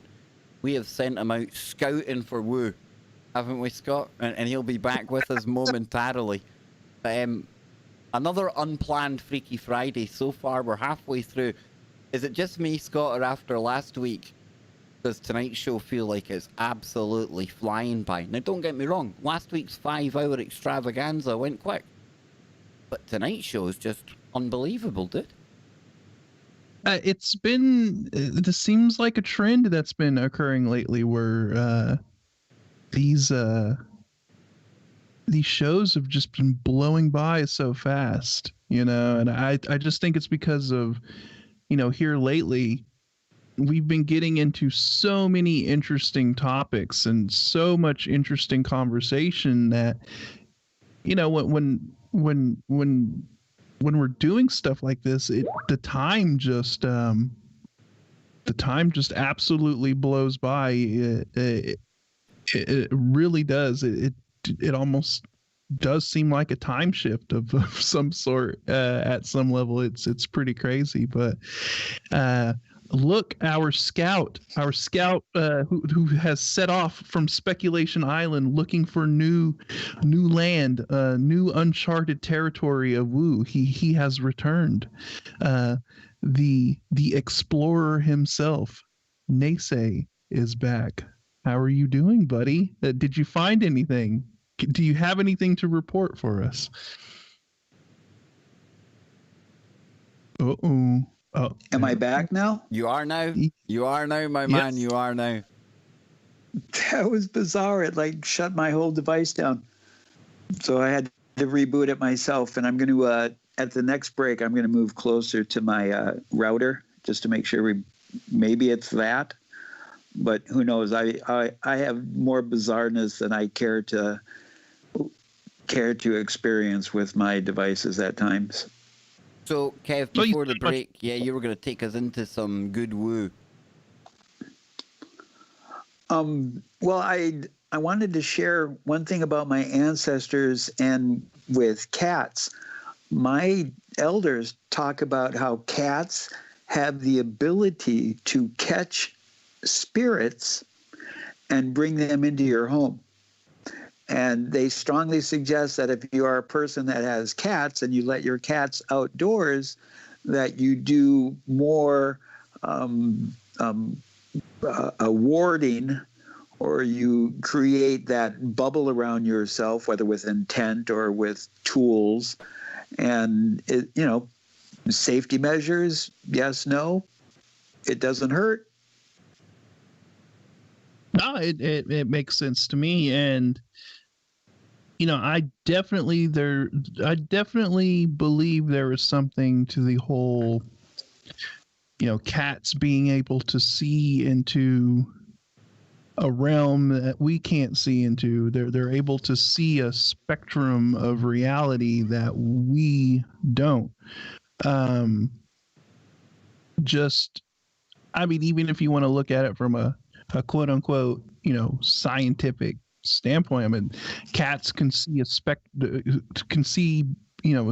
of light that we can't. I believe it's either UV or infrared. It's one of those ends of the spectrum that they're able to view into. So just on that level, they can see stuff that we can't see. But I think it even goes beyond that, and that they're able to probably see this, quote unquote spirit realm or whatever. And I think that's part of the reason why they were highly revered by the Egyptians. They realized it. They realized that cats were able to have this connection or this kind of vision into the this other realm, you know, and that's why they were so highly revered. And, you know, just going to kind of a personal experience, the cat I mentioned earlier, our older cat Millie, there was an incident where she wouldn't leave her room, the because she stays in my brother's room. She wouldn't leave the room for like a month. Couldn't get her to come out. We couldn't get her to. I mean, she just kind of hunkered in the room, and I mean, she was fine. I mean, she had her food and, you know, her litter box and everything in there and all that, but she just wouldn't leave the room. And this was after an incident where she was sitting by the door, staring, you know, into our kitchen, to an area of the kitchen, and was, you know, hissing and really, really freaked out.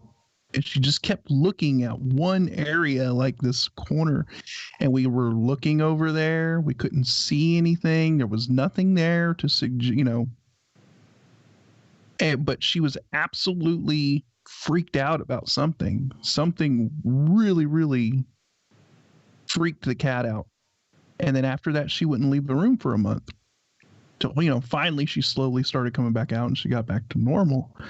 But it made me wonder, I mean, what did she see? What was it that freaked the cat out to the point to where she didn't want to leave the room?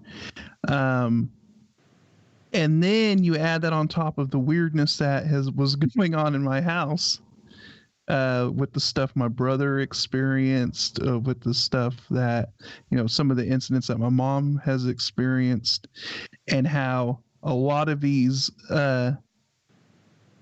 sort of, I would say, paranormal experiences seem to focus around the area of the kitchen, right? So that just makes me wonder, was the cat, did the cat see something in the kitchen that may have been tied to some of these, you know, shadow people that my brother has seen, and some of the apparitions that my mom had seen in the kitchen as well. I don't know. I'm just saying the data points all kind of point to something weird going on there, and I think maybe the cat saw something that she didn't like and it freaked her out. She wouldn't leave. So I'm totally with you, Scott. I totally think that, like, if you're a psychic detective, I think you should take a cat with you. I mean, I'm sure dogs probably react to spirit as well. But I've seen Susie. I've seen numerous cats watching things, like following things with their eyes, and then you'll see them sometimes. Their heckles go up, and they're kind of almost like looking fearful of something, or taking an aggressive kind of posture, and you're thinking, what are you seeing that we don't get to see? And of course, we only see a narrow kind of bandwidth of light, Scott, Kevin. So it's I'm saying, highly potential, you know. Mm-hmm. No, I agree. And someone was like, well, maybe the cat was hearing, you know, here's some of the like more logical explanations that somebody was trying to, you know, maybe the cat could hear that there was a mouse running through the wall, you know, running along the wall because her sense of hearings were good. Okay, might be possible. But the area that she was looking in, we've never had an issue like that. Now our other cat, sometimes, you know, because we live out in a rural area and field mice try to get into the house, but they never do get into the walls sometimes. And our other cat will hear that. And you totally glitched out of existence there, by the way, Scott. Do you know that? Yeah, I noticed it kind of flickered and did something weird on my end. But yeah, as you're back now, you're cool. You're cool. It's the cats, Okay. man. We've put the curse of the cats on us, dude. Because you talk about Egypt enough, then you're gonna get a bit of ooga booga.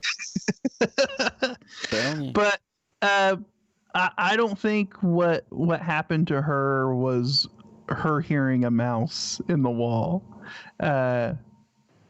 She would have been out there trying to scratch at the wall and get to it if that was the case. No, I think the cat saw something that we couldn't see. You know that and it freaked her out. So You know what freaks me out about cats? See these ones that don't have hair? See these like bald cats? Now they're scary looking bad boys, them man. I think those are they actually call. I think they're called Sphinx cats. I think they are, yeah. Weird Yeah. looking things, man. It looks like a Scotsman that's fallen asleep at a party and somebody decided just to shave you from head to toe, you know? Interesting name to choose for it too, right? A Sphinx cat.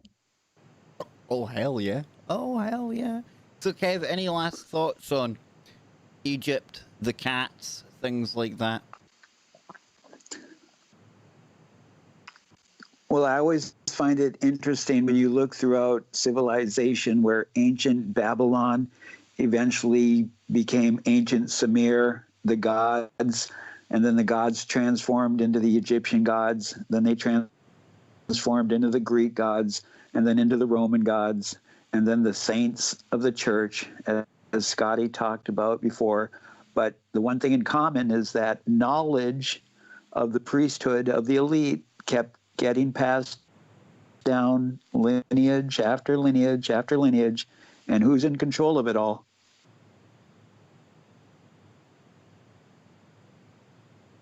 Tell us. That's my guess. I'm looking for that I answer. thought you were leaving it a pregnant pause there. I was thinking, well, come on, give us the punchline, man, because I've got no idea. Oh, I'm lost. I'll tell you who's in charge of it all. It's not a cat. It's a bee. It's a bee.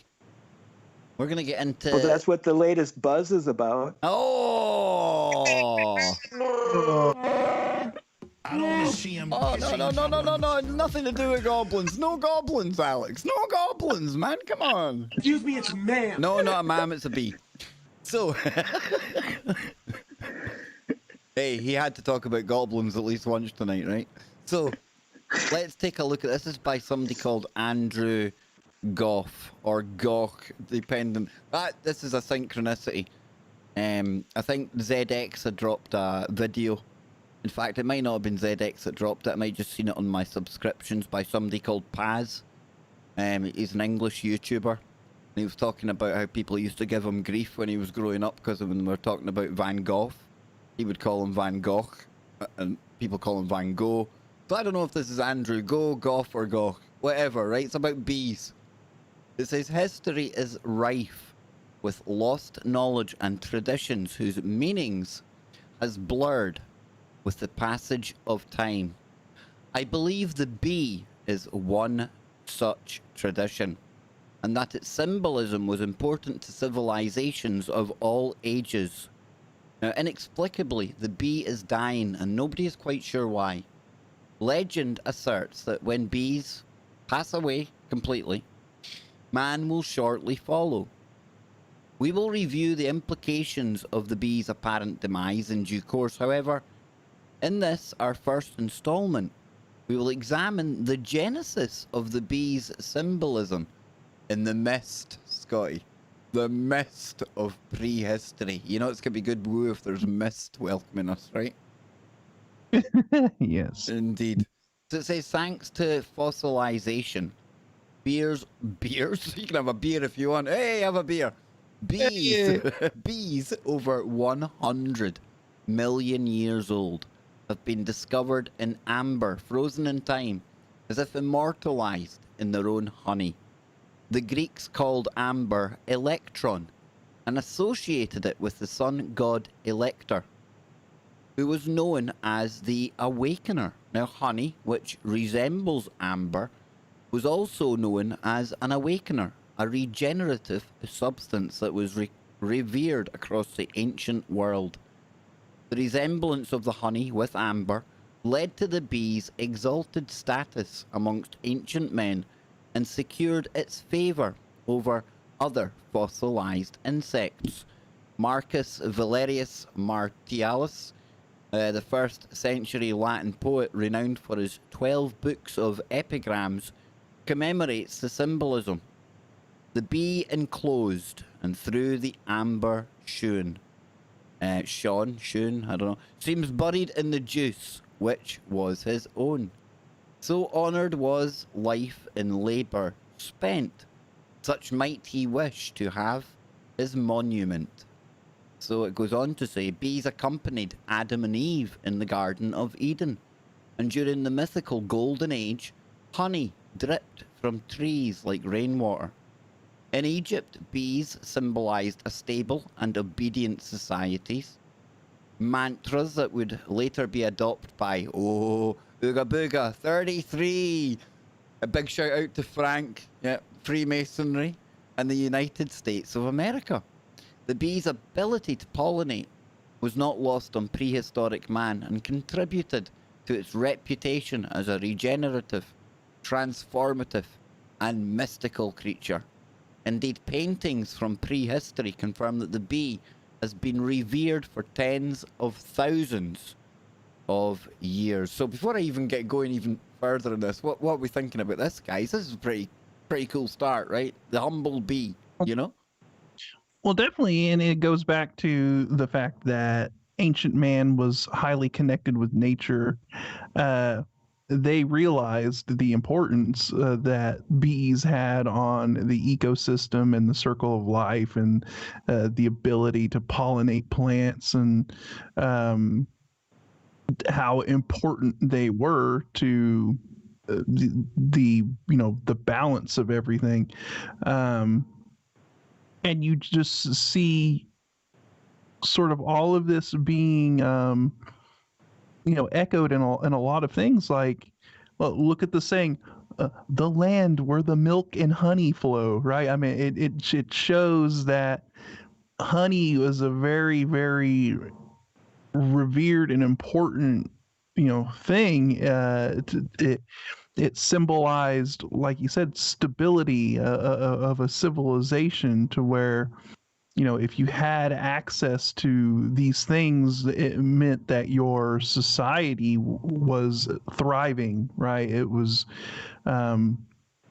everybody was at least being taken care of in some way, because they had access to, these things like honey and milk and stuff like that. So, yeah, I mean, they just realized how important the bee was to everything. So yeah, I mean, it's very, very interesting, very, very, very interesting stuff. And then you get into the honeycomb structure of the beehive, right? The hexagon, it's the most efficient shape for packing and strength, right? It's a very, very efficient geometrical shape that it shows up in nature, and the bee utilizes it.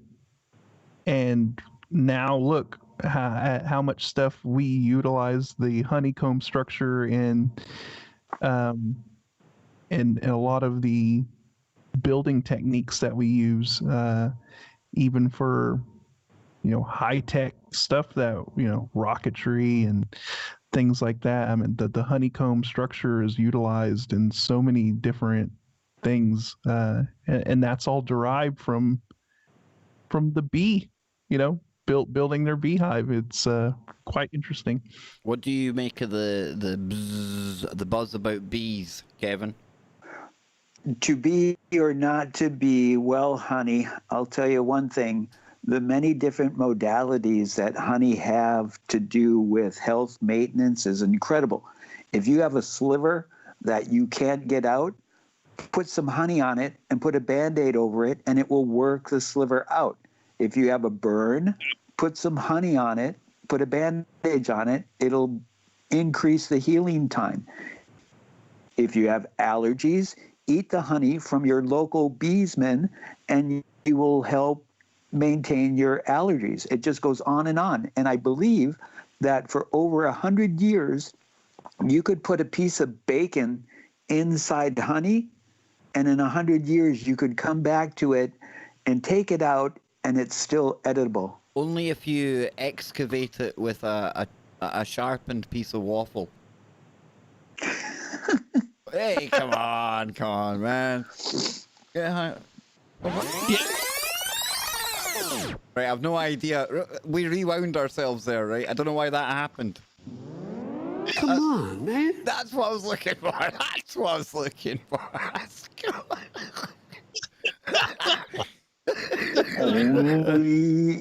have got everything working so well again. I'm just making the most of it, you know. We went from rewinding time to DEFCON 5. I mean, things were getting things were escalating very, very rapidly there, man. Exactly what I was looking for was a little humble, come on, man. So Uncle Joe there to kind of calm things down. Yeah. Is it still too early for that? No, of course it's not. In the Cave of the Spider near Valencia, Spain, a 15,000-year-old painting depicts a determined-looking figure risking his life to extract honey from a precarious cliffside beehive. Honey hunting represents one of man's earliest domestic pursuits and hints at the genesis of the bee's adoration in prehistory. Big shout out to Rick Anderson here, because this has all been inspired by a comment I've seen you making in the chat, brother. I had no idea.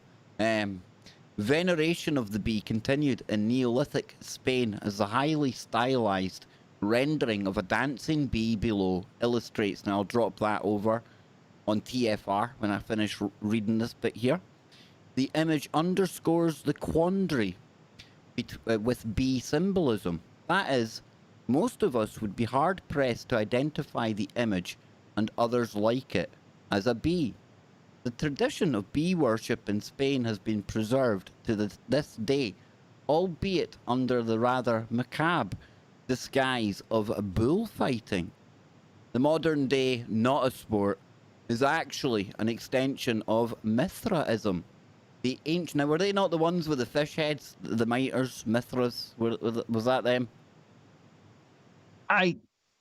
I'm not sure. I mean, I know that there was, worship of Mithra and all of that stuff, and it's all tied back to that. I don't know if that's the fish head thing. Yeah, I'm and all not that. sure. I'm not sure. I know they call that the mitre, don't they? That hat that funny guy that wears a dress and funny sandals over in Rome.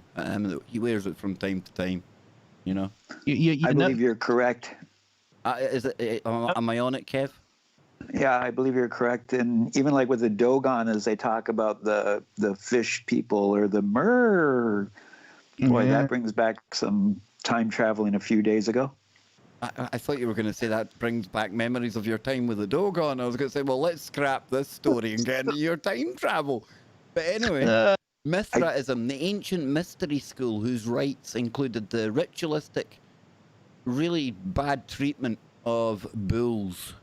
But we are getting ahead of ourselves, for to understand how bulls are related to bees, we must examine the bee in prehistory still further. So the bee is the only insect that communicates through dance. Well, I suppose you could argue that part of the reproductive process in humans, you could maybe throw dancing in there as a way of attracting the fairer sex. Not if you dance like me though, Scott. Me dancing, not a good sight. However, Kev, we're not insects, so... Well, if you've seen the height of me, Scott, I'm comparable to an insect, let me tell you. You see, so yet this largely forgotten trait is one of the reasons why bee imagery from antiquity, is often lost on the untrained eye. In her authoritative and oft-quoted book, The Goddess and Gods of Old Europe, Marija Gimbutas, I've definitely butchered that one, examines imagery of artifacts from old Europe circa 8000 BC and concludes that they portray the bee as a manifestation of the mother goddess as depicted below. So I'll put that up there. That's a fair set of beehives. The mother goddess is arguably the oldest deity in the archaeological record, and her manifestations are numerous, including likeness of butterflies, toads, and hedgehogs, and dancing bees. In the ancient world, dancing bees appear to have been special, the queen bee in particular, for she was the mother goddess, leader and ruler of the hive, and was often portrayed in the presence of the adorning bee goddess and bee priestesses.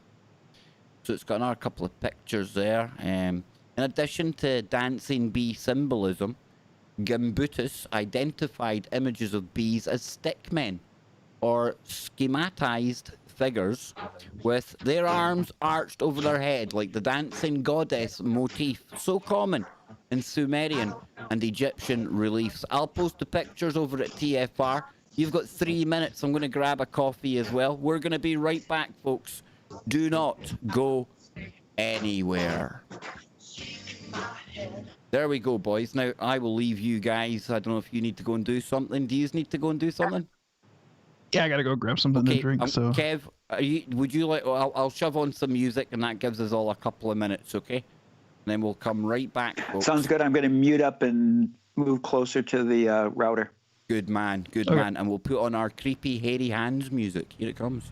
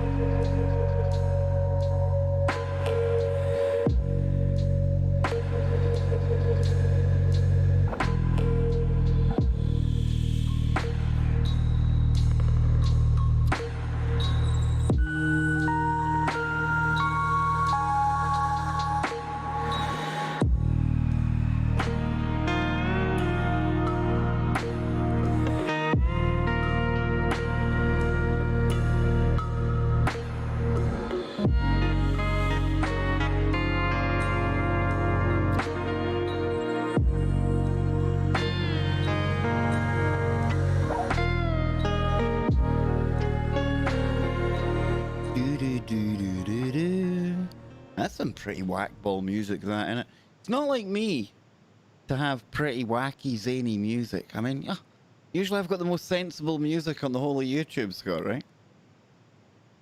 that particular tune, it's very cerebral whenever you're when there's a little PPP involved. When you got a good set of headphones, I notice it has a very interesting effect. It likes to boogie woogie on the brain. In a while.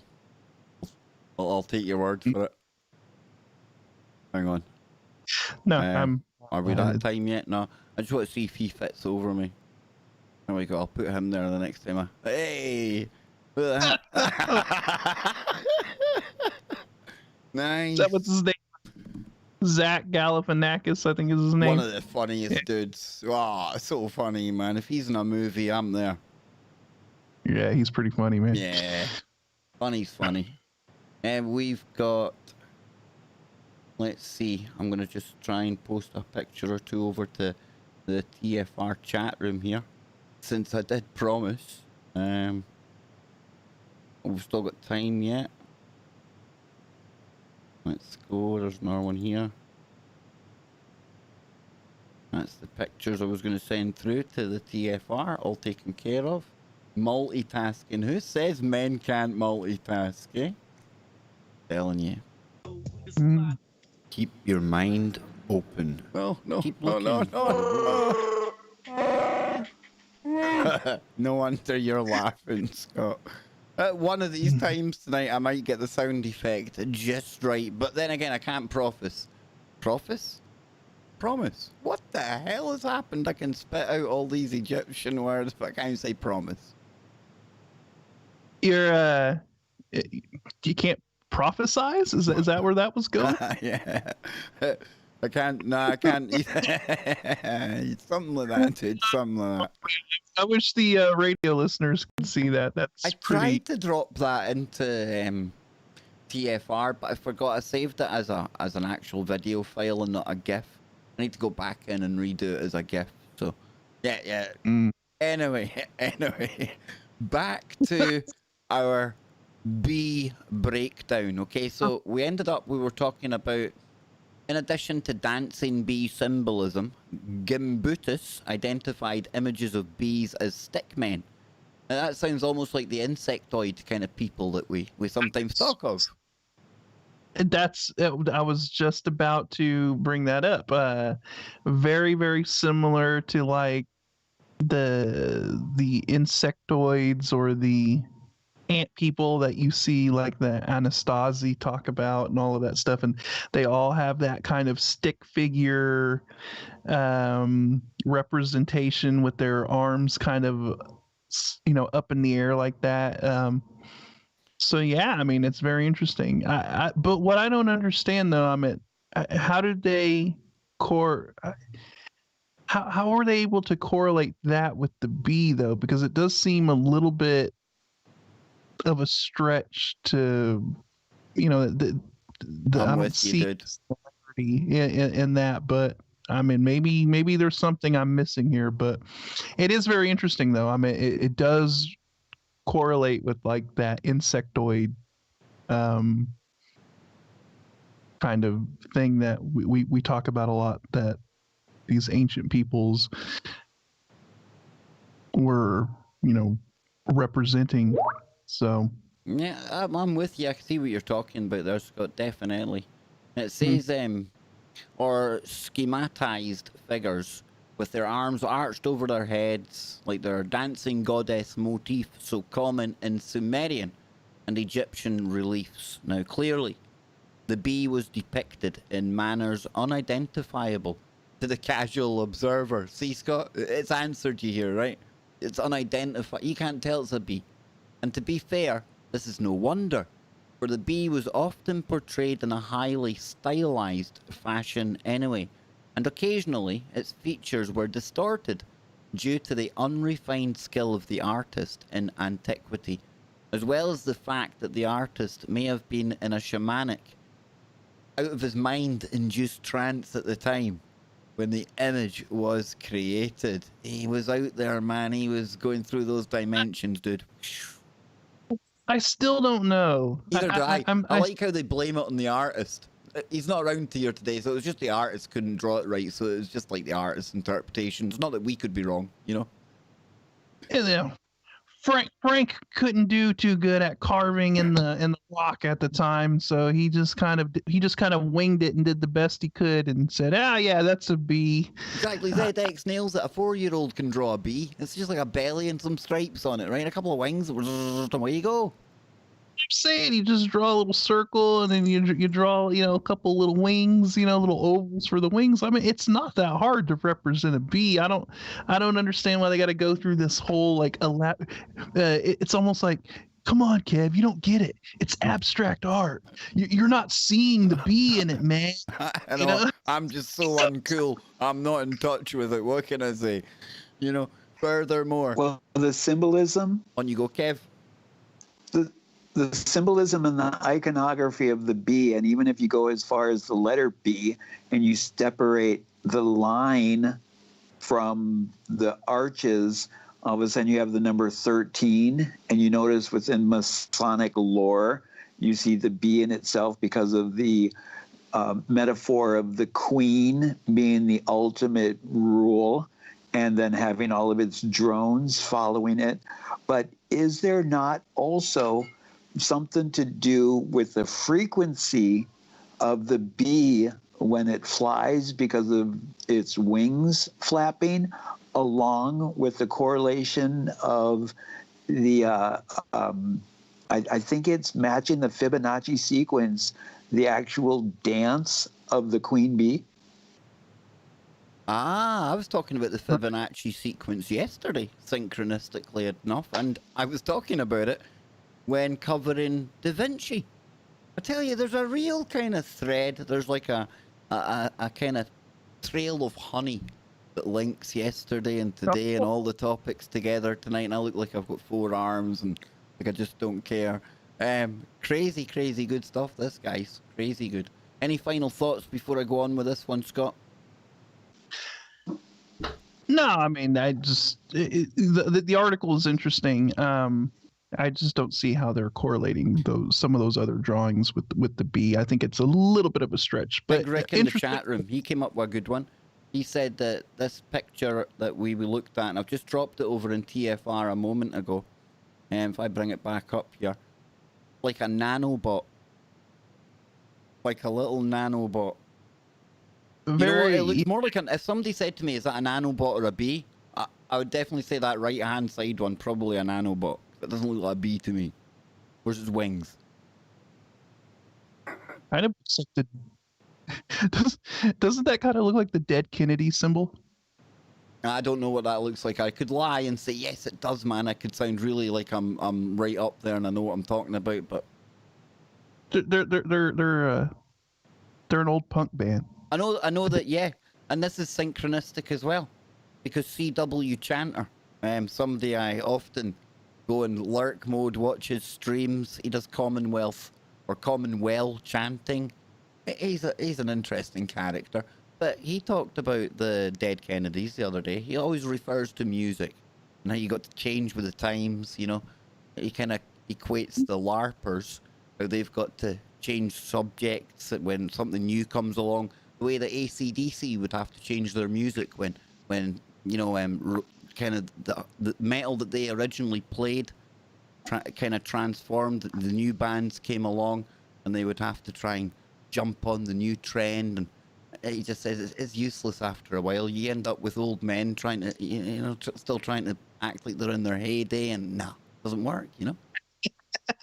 Not quite like Black Flag or the Dead Milkmen, because when cows are evolved, you eventually have a segue to bulls being around. Well, bulls came up earlier on. I do know that. And I'm going to... Oh, I thought we were going to go a little bit more into bulls. I'm sorry. It might come back up. It might come back up, but let's not get our animals crossed right now. Let's get deeper into the beehive, yeah, Kev. We've gone from cats to bees, almost to bulls and back to bees, but I think the bulls are going to come back into the story because it said we'll get back to them. So I think you're covered, Kev. I think we've got you covered here. So it says, furthermore, the image of the bee was often prejudiced by the surface it was created on, i.e. rock wall, statue, or mud brick, etc., and the perspective that this afforded. So let's look at several more examples, starting with a well-known image that few would associate with bee symbolism. A 10,000-year-old Anatolian mother goddess wearing a beehive-styled tiara. The beehive-inspired motif was popular in earliest society and confirmed the goddess' exalted status as a queen bee who, quote, streams with honey, a substance of considerable importance and status in ancient times. Our little picture there, I'll drop over to TFR in a moment. Also in Anatolia, this time, At the Neolithic settlement of Catalhuyuk, rudimentary images of bees dating back to 6540 BC are painted above the head of a goddess in the form of a halo. Nearby, paintings of beehive comb cells adorn rock-strewn temple walls, recalling the day when such symbolism was widely understood and important. In Anatolia, bee veneration continued for thousands of years, as demonstrated by the 15th century BC Hittites, who relied on honey as an important element of their religious rites. Now, Catalhuyuk, or Huyuk, however you want to pronounce that, was first discovered in 1958 and is widely regarded to be the most important site of its kind in the world. The complex was excavated by James Mellart between 1961 and 1965 and found to feature two prominent images: the mother goddess, and Kevin, the bull. Together with the bee, these images comprise the essence of our research, as we shall see. However, images of bees from antiquity are not limited to old Europe, for in faraway lands such as Australia, Bruce, Aboriginal cave paintings. Get in there, man. I've got my personal Bruce. Look, hey, Bruce. Yep. So we've got the Aboriginal cave paintings of beehives have been dated to 10,000. Now we're talking 10,000 BC, boys. We're getting there now. And there's a picture here from Prince Regent River, Western Australia. Now, don't worry, TFR listeners in the chat room. I'll drop these pictures in order in just a moment. So in addition to cave paintings, Aboriginals also carved images of the insides of eucalyptus tree bark, including drawings of men with bags of honey over their shoulders. Interesting. Similarly, the following images illustrate how the bee can be misinterpreted as representing other, more esoteric or otherworldly creatures. For instance, spiraling circles appear frequently in rock art, and on occasion have been interpreted to represent planetary alignments or symbols of advanced civilizations.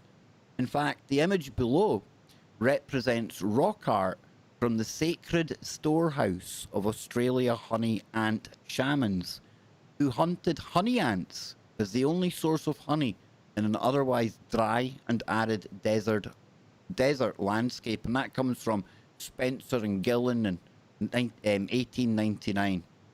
The rocks are located in a valley where shamans performed rituals.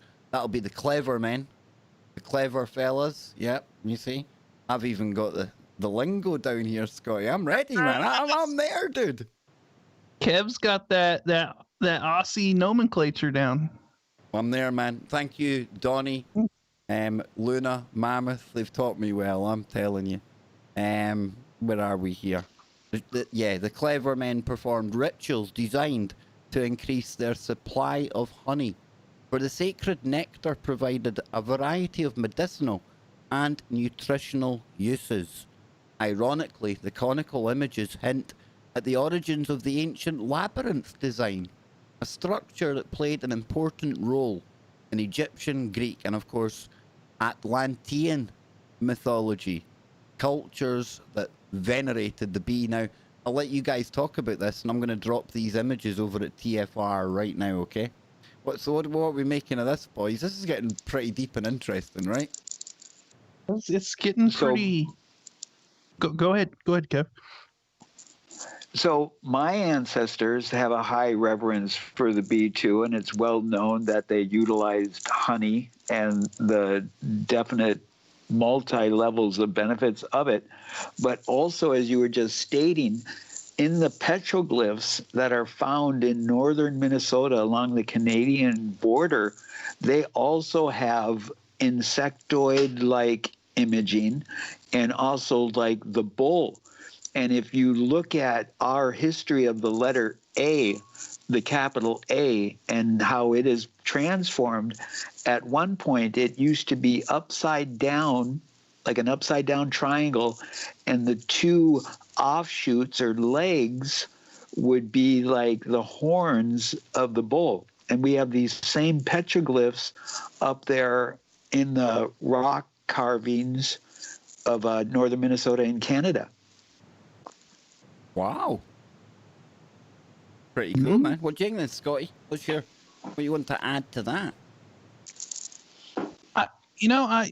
The spiral and the circular petroglyphs, I still think there's something to it as far as like planetary alignments or something a lot deeper. I mean, that's not to say that maybe this has, that there's a tie-in with this bee stuff, but they were definitely representing, I think, something celestial in those. So I mean, that's I always found that was very fascinating, and that seemed to be a common petroglyph that you saw globally, not just in Australia, but you saw it in here in North America with the natives here as well, especially down in the desert Southwest. I mean, actually, it's all over the place. So it seems to be this common thing that the ancients were trying to represent something, and like I said, I believe it was something celestial. I don't know exactly what it's supposed to represent, but it's definitely something deep, I think. No doubt. When you go, Kev? So anybody remember in just before 2012 how they were having all of those anomaly in the sky, the Norway spiral, the spiral in China, and I think even in Australia there was claims that a spiral was seen in the sky. And as Scotty was talking about, in these ancient carvings around, we have this spiral. And if you look at that iconic symbol that can we say them? Capital N-A-Z-I, how they bastardized. Nice one. I like it, Kev. You're learning fast, bro. I like it. How they bastardized that symbol, which was used by many ancient people for the spiral or the turning of the cycle. And like Scotty's saying earlier, it is part of my ancestors' prophecies that when we see this disintegration of the bees, we are on a epic choice of where are we going to head towards positivity or negativity, or hopefully neutralize it all. And then, if you want to just go full woo or, go even deeper, we talk about the spiral, Terrence McKenna, Timeline Zero, all of that stuff. That's a spiral where every revolution things go quicker because you're spiraling into the singularity. You're spiraling into the this one singular point. And I believe Donnie had said something in the chat, right? Yeah, the point of origin is what he said. Donnie is I can't wait for you to speak to Donnie, Scott, Kevin. I've said it before. I'm not going to go on about it because I've mentioned it before, but Donnie is a very familiar, very uncannily familiar. I've even got goosebumps talking about it. I don't know, dude. I don't know. I'm going to move on because I'm freaking myself out now, right? That's how weird it is when I speak to Donnie, though. I don't know what it is. And Luna, you don't freak me out like that. And hey, listen, it's a good thing because I can only handle one person freaking me out the way Donnie does, but it's a good freaking out. But get this, folks, she says, this is deadly. I knew Gubu, and he was the bee clever man. So they actually had a clever Oh. man that dealt with the bees, dude. And I think she goes on to say, yeah, just very good woo. But yeah, this is. She says, brother, so love it when we share this knowledge, and I love that we give you a platform that you can come on here. I can't wait to put this show together.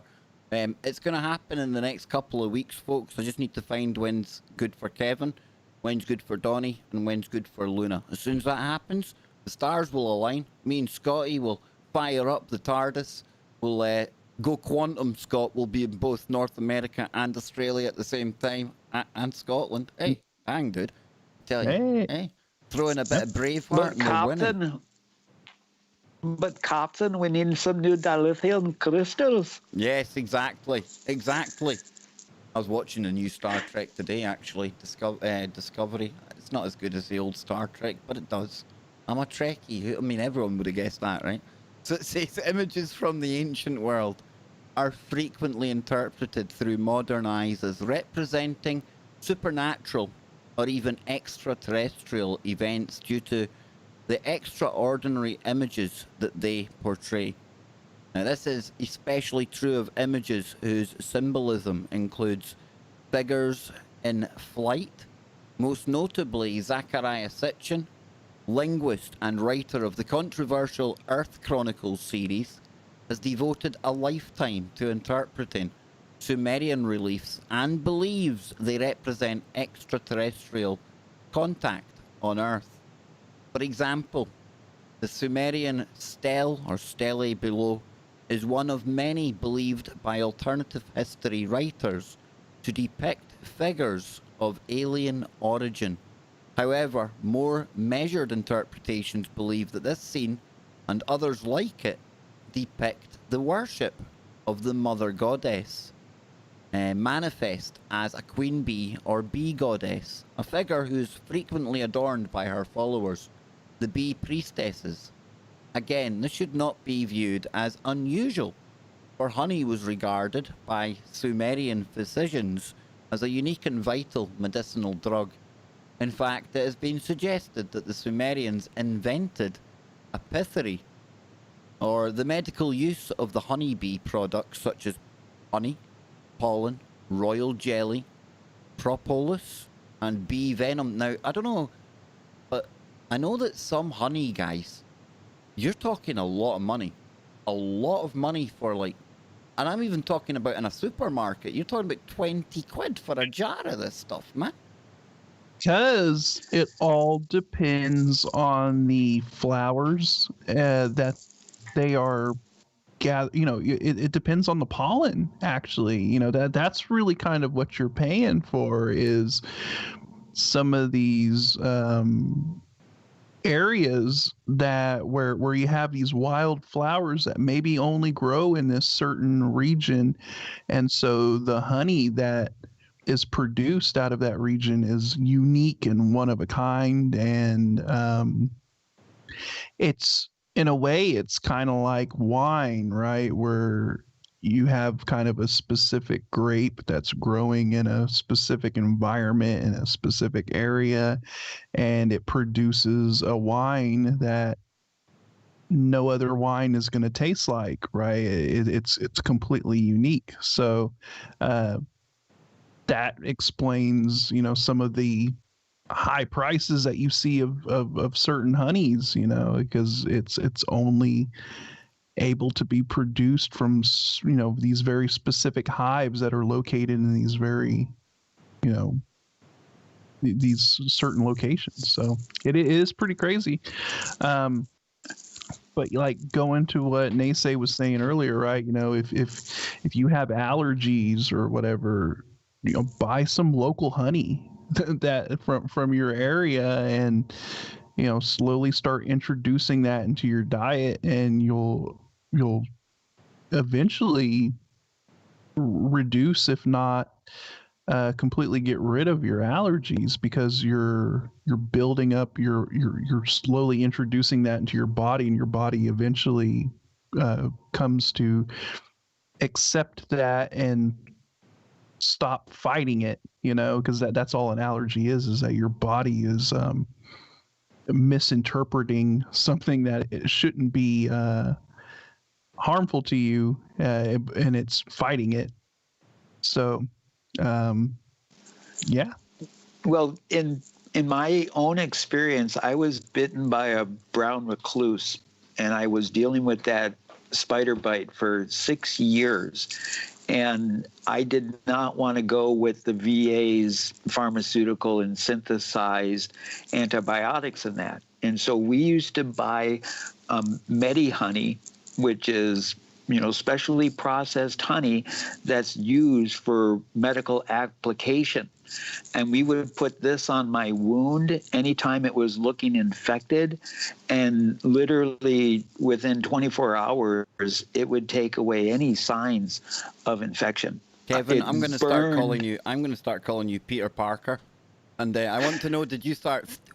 Were you able to like spin webs and like fly between buildings and things, man? Hey, listen, it's a spider bite. I know these things can happen. I know that recluse doesn't get out much though. Boom, boom. Come on, Scott, you look like you were going to throw something in there, bro.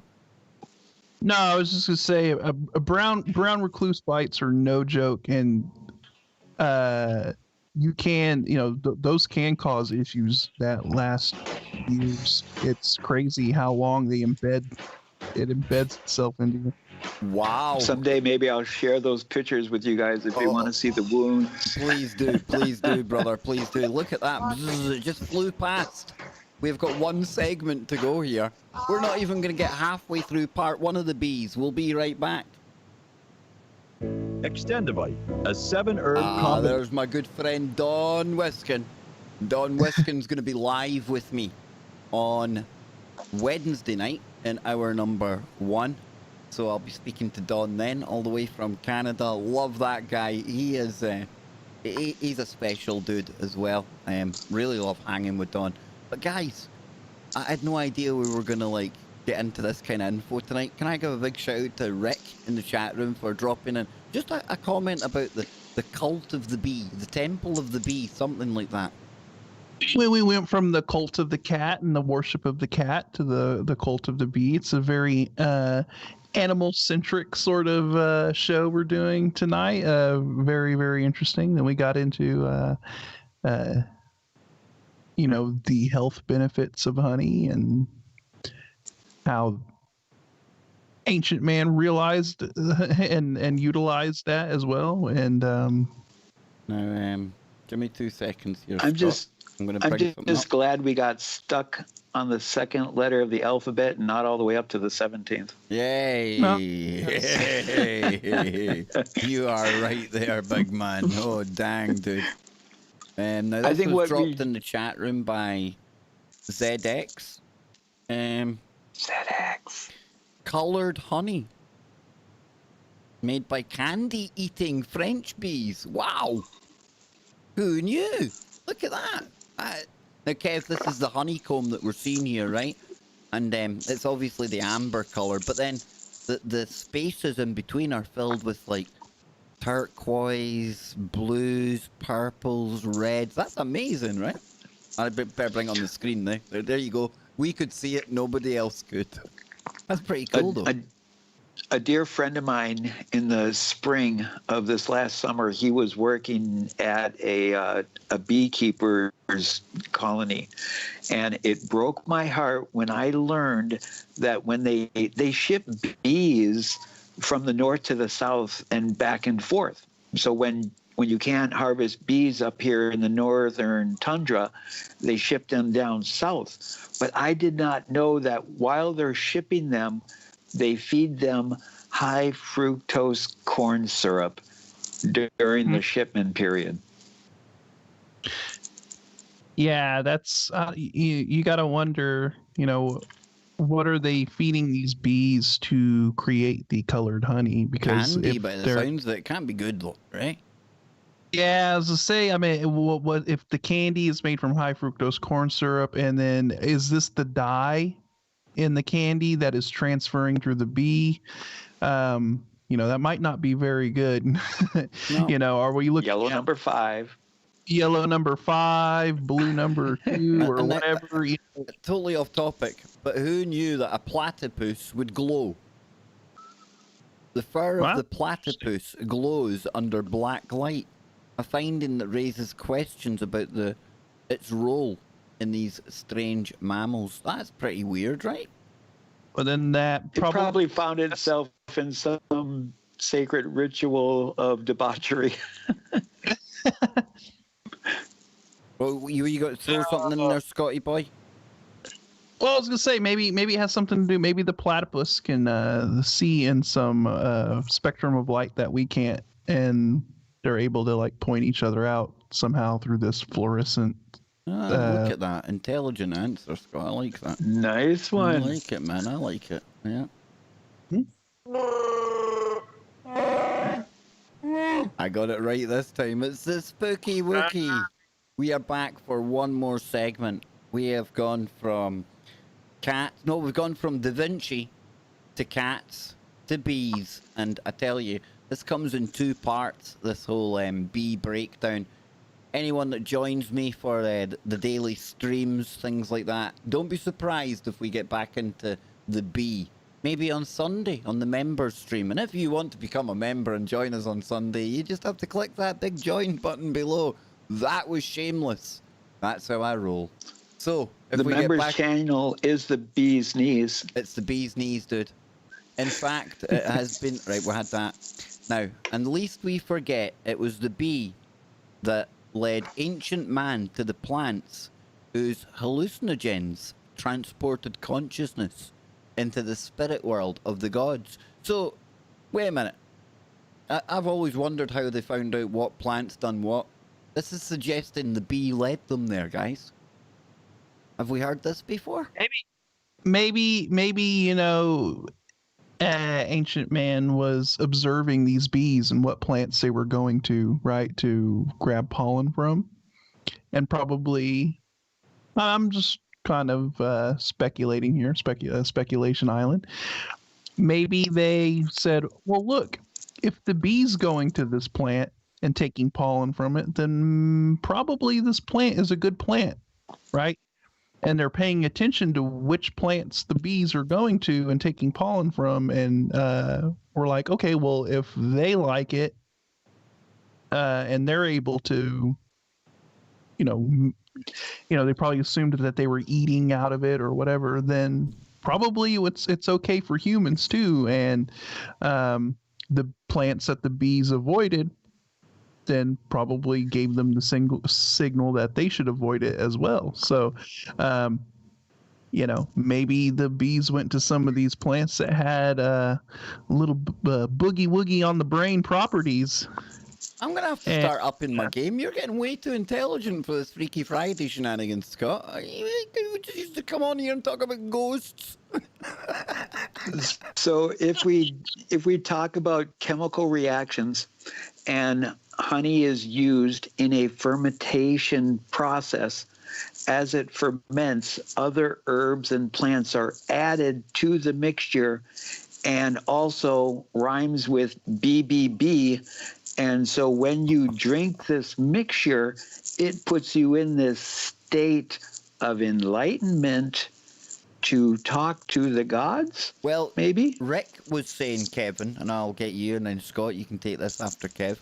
He was saying something about the bee being sentient, like a sentient life, like proper high-functioning kind of entity. What do you think to that, Kev? Well, I have read before in the technological advancement that they have put microprocessors on bees, and through electromagnetic field manipulation, they are able to direct the bees, more or less like driving them one way or another. Nasty though, isn't it? I mean, we wouldn't like somebody like 20 foot tall or 50 foot tall to come and strap something to our bums and then control us like puppets on a string, you know? I think we would get a bit miffed at that, wouldn't we? I mean, if you look into how we're being led around and manipulated by our mobile devices, and maybe that is already happening. But you know, Get all philosophical on me now, dude. Come on. I know I went there and then I forgot what I was gonna say to begin with. So I It just buzzed out your head, dude. yeah. Oh no. Going back to the bees being like a sentient kind of intelligent. I mean, it's been observed that bees have a very, very what appears to be a sophisticated social structure, right? There's a lot of kind of complex interaction that goes on between bees that, you know, it's you know, they're not just like some Well, there's drone intelligence there, man. There's intelligence there. There's a level of intelligence when it comes to the bee and what you observe going on in the hives and all of that stuff. And even recently, I saw a thing where it's been observed that when bees fall asleep in flowers, they'll like cuddle up with each other, you know, as almost a comfort mechanism, you know, that they'll find that like two bees will kind of embrace or hug each other while they're sleeping in a flower or something like that. So it shows that there is at least some level of, you know, something going on there. So I'm liking it, man. And bees are also part of the ant family. You know, they're the same. They're in the same sort of species or a branch off of the same species. And you know, ants exhibit a lot of kind of complex social structure as well when it comes to that. And then I guess that goes back to, you know, like the ant people and everything we were talking about earlier. You know, they're I've read same. a really, really out there sci-fi book though, Scott, right? And it's we send up, it's like way in the future, we are geoforming and well, we're terraforming planets out there. And there's these things they send out, and it's meant to imbue or upgrade the local primates on a planet. Something goes wrong in the experiment, right? So they ditch the planet, they go and start on another one. But it tells you the story of what happens on that planet, because it wasn't the primates that got the intelligence, that got the upgrade. It was the bees and the ants and spiders. And eventually, over millennia, you have these things creating biological craft that enables them to step off their own planet. It's crazy, dude. It's crazy. I like my crazy sci-fi, but when you were talking about it there, I'm thinking, this rings a bell, but it was from that book, you know? It's a very interesting take on it, right? I mean, why does it have to be some hominid, you know, species that some alien group decides is going to be upgraded on a planet? It could be any kind of form of organism that they probably see potential in to, you know, cross splice with or something like that. I mean, look at our take on the humble octopi. We already think the octopi could have a bit more intelligence than it's given credit for, right? It's like an alien. Definitely. And I think we found our new member emoji, the bee. Kevin, over to you. Is that not so incredible if you think about all of these different entities that are on this planet, where we have the human form, we have a giraffe, we have a jellyfish, the octopi, bees? How could all of these particulates say, okay, I'm going to be a giraffe, or I'm going to be a bee, or I'm going to be a duck-billed platypus? So that's why I really do think there's a simulation aspect to it, because if we were putting characters or entities like that into our simulation, what would they be made up of? They would be made up of random scripts of code. each coded in their own way. And what is every animal? What is everything coded with? DNA. It all fits for me. And I see Scotty sitting there. You can take it from me, man. You know me, my simulation, dude. But what Kev said there, the simulation, it can answer that. Well, even if we go deeper beyond compounds, because as we break it down to the cellular structure, what is quantified deeper than that, when we get into this string theory and we get into this basic simplex mechanism of a magnet, where at some point it becomes two different fields of different polarity with a non-existent center at that subatomic, there's trillions and trillions of cells in our body. And who's to say over the millions of years that one of those millions of tiny little particulates was the hair on a dinosaur, or it was the water of Antarctica frozen, or it was a little particulate of your fingernail. So the collective consciousness isn't such a complex thought if we simplify it to all of these particulates coming together as Kev Baker or Scotty Lopez or the crazy blind crippled up native guy.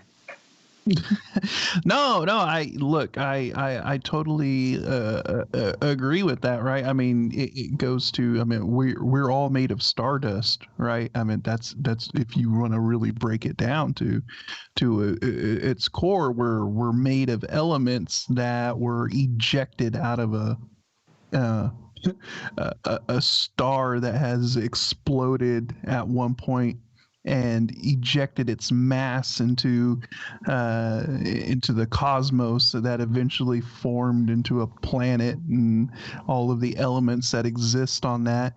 And how many particulates, like you said, the building blocks of everything have disintegrated and then reassembled into another form. How many times has that process taken place?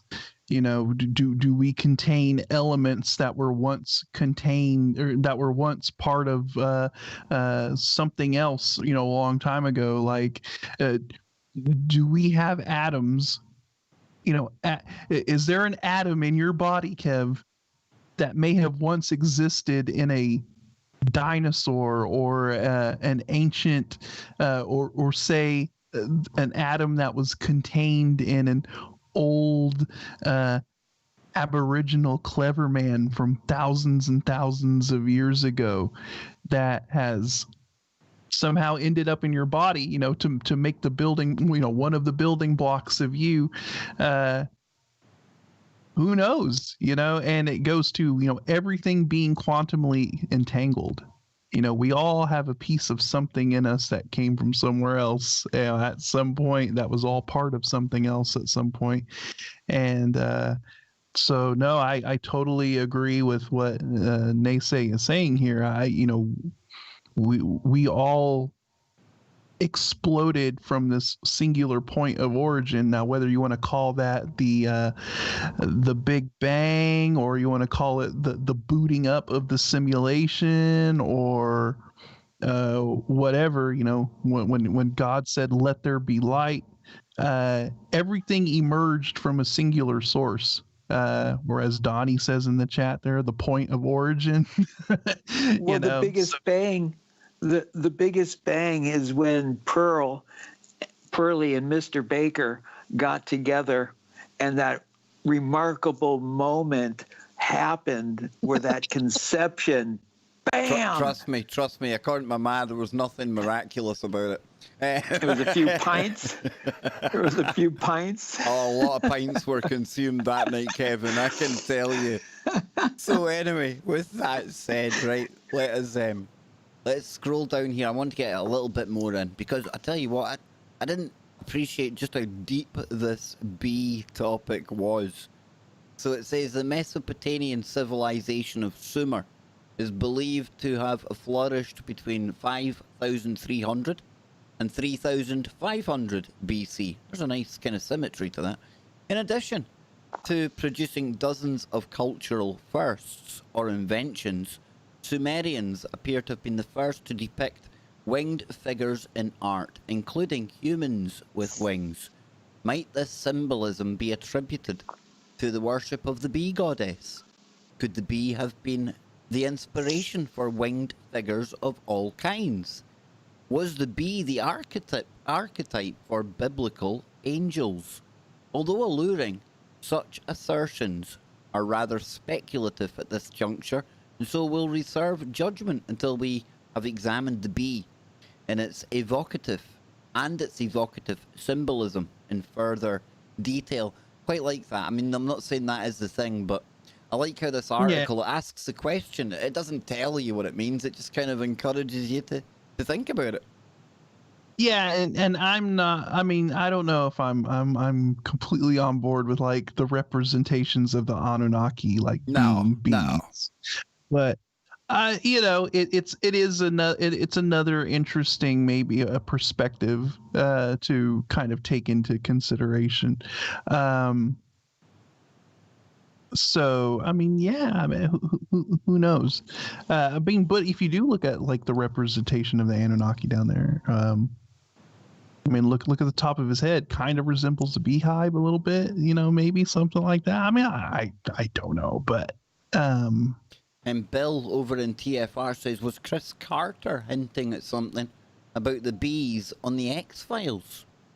Good question. Oh, I wanted to go there. Because it is known throughout the United States there are government facilities that are harvesting bees. And if you think of man so-and-so doing things to the agricultural system and creating all of this stuff to round us up to make sure that something grows and sprouted from the genetic sequence that has been found, who has that time to program all of those codings to be this, that, or the other thing? The Anunnaki or Scotty Lopez working on his computer? That is the question. Or it is the question now. Now then, this is where it's going to get interesting. To be or not to be. This is where it's going to get interesting for you again, Kev. Because it says gigantic statues from the Assyrian city of Nimrod, now modern Iraq, and Persepolis, now modern Iran, appear to have continued the Sumerian winged tradition by depicting bulls with wings. Now this is intriguing, for ancient cultures the world over have maintained that bees are born of bulls. And here we have statues depicting bulls with wings. Now Kev, I know you were going to mention the bulls earlier on. I think now's a good time if you're going to squeeze it in there, brother. What do you think about that then? Well, if you look at all of this iconography and you look at the bulls and their horns, and then if you think of bulls with wings, how could wings carry such a heavy beast in the air? Just like with the bee, if you look at like honeybees or the bumblebee, their body looks huge, but they have these little wings and they're able to fly in the air. But then when you look at these Egyptian pictures or images, they have the bull horns, how they come up to go to connect together, and then we have the sun right in the center of it. And then when you think of the almighty sun and the ultimate God, usually a king or a queen, and the queen, again, we have the drones doing everything for the one entanglement, and all it needs is a little more PPP in the rabbit hole. I'm spelunking. I reckon that's why a lot of people are probably scared of going in planes, because when you look at an airplane flying at 33,000 feet, it's kind of hard to see how that stays up there with those little wings as well. I'm just saying. Yeah. Yeah. So anyway, Well, we'll move also on then. the Taurus. If you think of the Taurus, and if you look back biblically, with you know, oh, what's his name out of Noah, when he had the Hebrews go out of Egypt, and while he was up on the mountain talking to the burning bush, they made that huge effigy of the bull, the Taurus. That's right. Yep. Yep. You know, and then he comes down and he smashes the Taurus, and some people think that's the metaphor of the epoch, like Scotty's talking about, the cycles that continue on, the procession of the ages, to where we went from the bull to the fish, from the fish to this is the dawning of the age of pour the water in the pitcher or gather the water at the river. Indeed. Mhm. Now I'm gonna definitely cut yous all off here because I'm wanting to move on because I'm seeing the Dogon coming up soon. I'm seeing the Dogon and I want to get to the Dogon for sure. So the ancient custom of placing a beehive in the head of a bull was at first a domestic exercise and enabled the bull's head to be purified of all matter before being used for practical purposes. Only later did the tradition morph into a highly symbolic ritual where bees found on the carcasses of passed away bulls represented the regeneration of souls. As we shall see, the belief that bees were born of sacred bulls was especially prevalent in Egypt and Mediterranean cultures, such as the Greeks and the Minoans. Like the Sumerian reliefs that depicted humans with wings, the representation of bulls with wings will be duly noted and no conclusion drawn for thousands of years before we had even discovered that there was a Sirius A and B. I mean, come on, yeah, that's pretty special in itself, right? Wait, they were worshiping Sirius B. B. Dang, dude, dang! You see, it all connects together. It's like milk and honey. Just all, you know.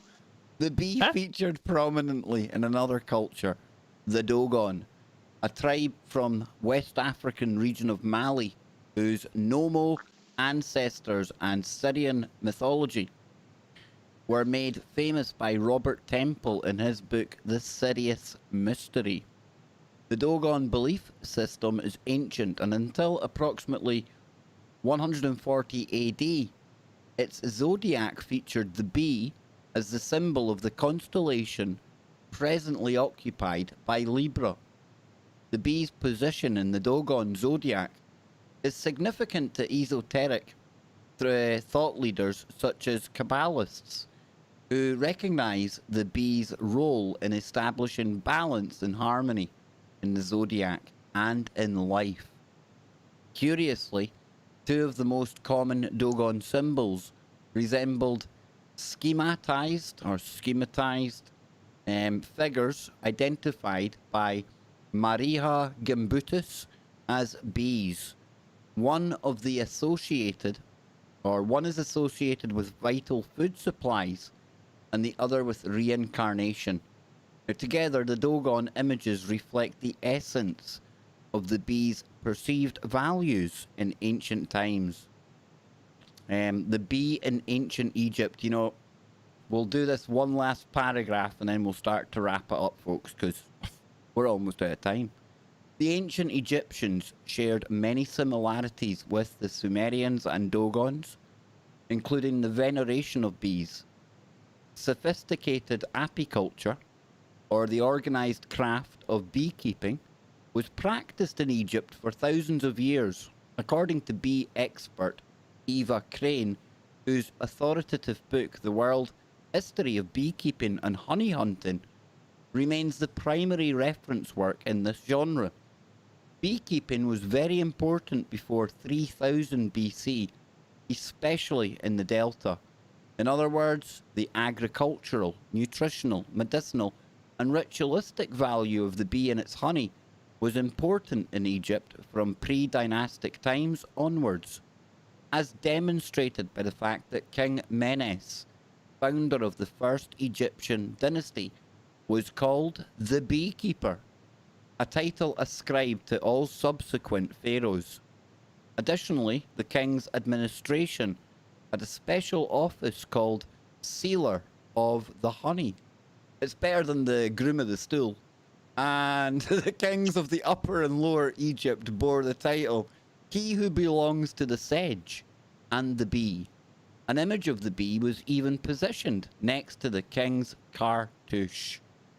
Guys, girls, time travelers, interdimensional creepers, how cool is that, Scott?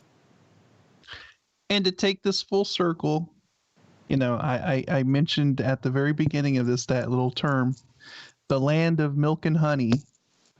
And now, you know, does that refer to the bovine, the bull? You know, milk comes from a cow, right? Dang, dude.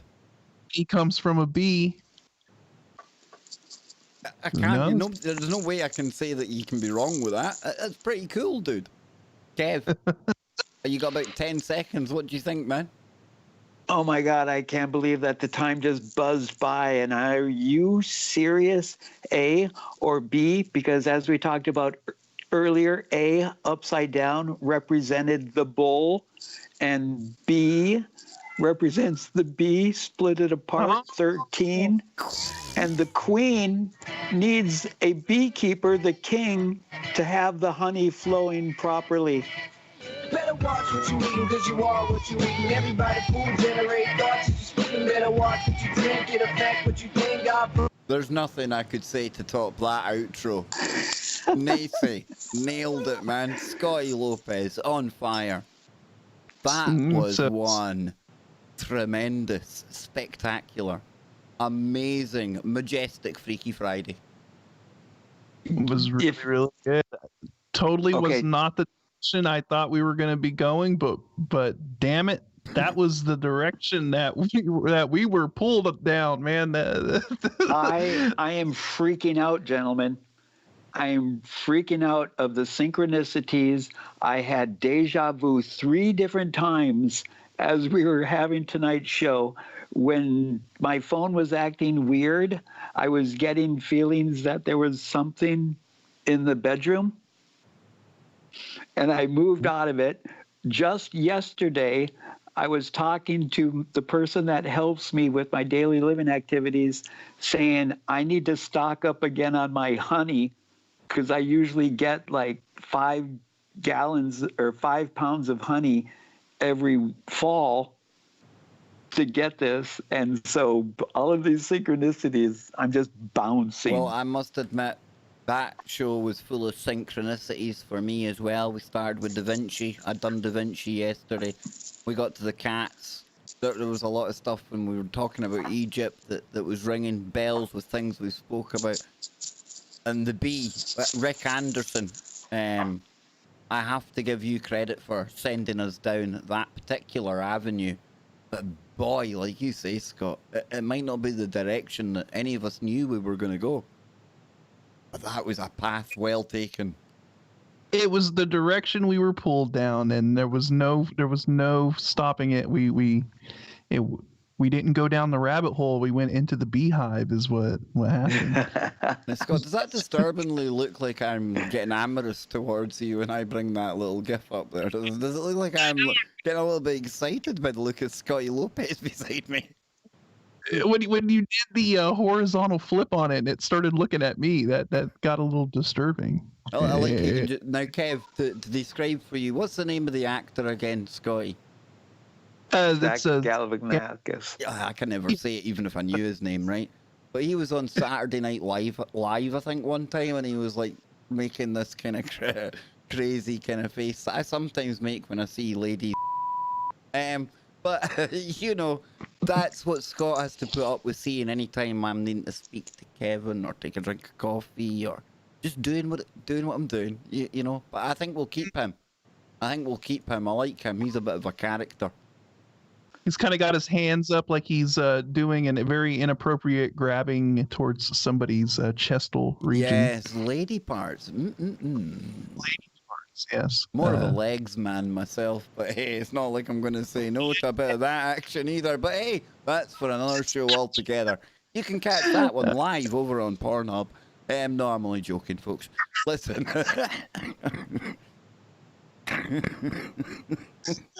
I am not going to touch that with a 10-foot pole and just 3 hours. remain. We almost made it 3 hours before I ended up taking us right down into the gutter where I usually bloody reside. So, we almost got away with it.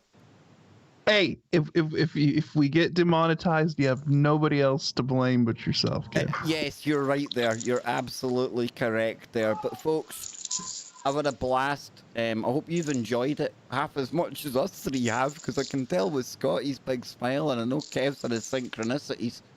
We have really enjoyed this one. Big thank you to all of you out there. Absolutely amazing. I don't know how every Freaky Friday comes together, but it does, right?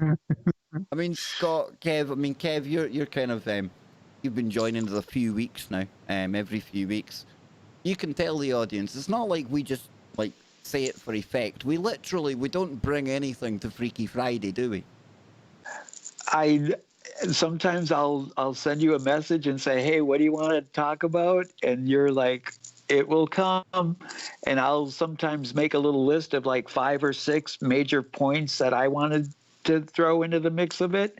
And I don't even attempt to listen to the list I made, because I know it'll go that way and this way and back and forth and deep within. And that's why I like the bull thing today, because I was guessing when I said I think we'll get back to the bull. But I tell you what, it's hard to separate the milk and the honey, as you pointed out, Scott. Yeah. The two go hand in hand. I know, and then Naysay kind of blowing my mind at the end when he talked about Sirius A and B, and then when he talked about the A, if you flip it over, that sort of triangle shape of an upside down A, represents the head of the bull, and then the 2 points coming out of the top are the horns, and then Sirius A and B is that the bull and the bee being worshipped by the Dogon, dang, dude. And then the 2 dog star, and you know where I'm going to go with that. The canine, the bis 2, the number 2 bis, dog, canna. No, there he goes again. See, that's why we've got the PPP code, man. The algorithm hasn't figured that one out yet. It's okay. He didn't completely go there, but he was walking that fine line. He's clever with it, man. He's clever with it. He makes me like nearly fall off my chair thinking, oh, and then he just kind of wraps these words around. And dude, you're learning fast, Kev. I love it. Yes, we do have to play algorithmic Olympics here on KBS too, because we do have memberships.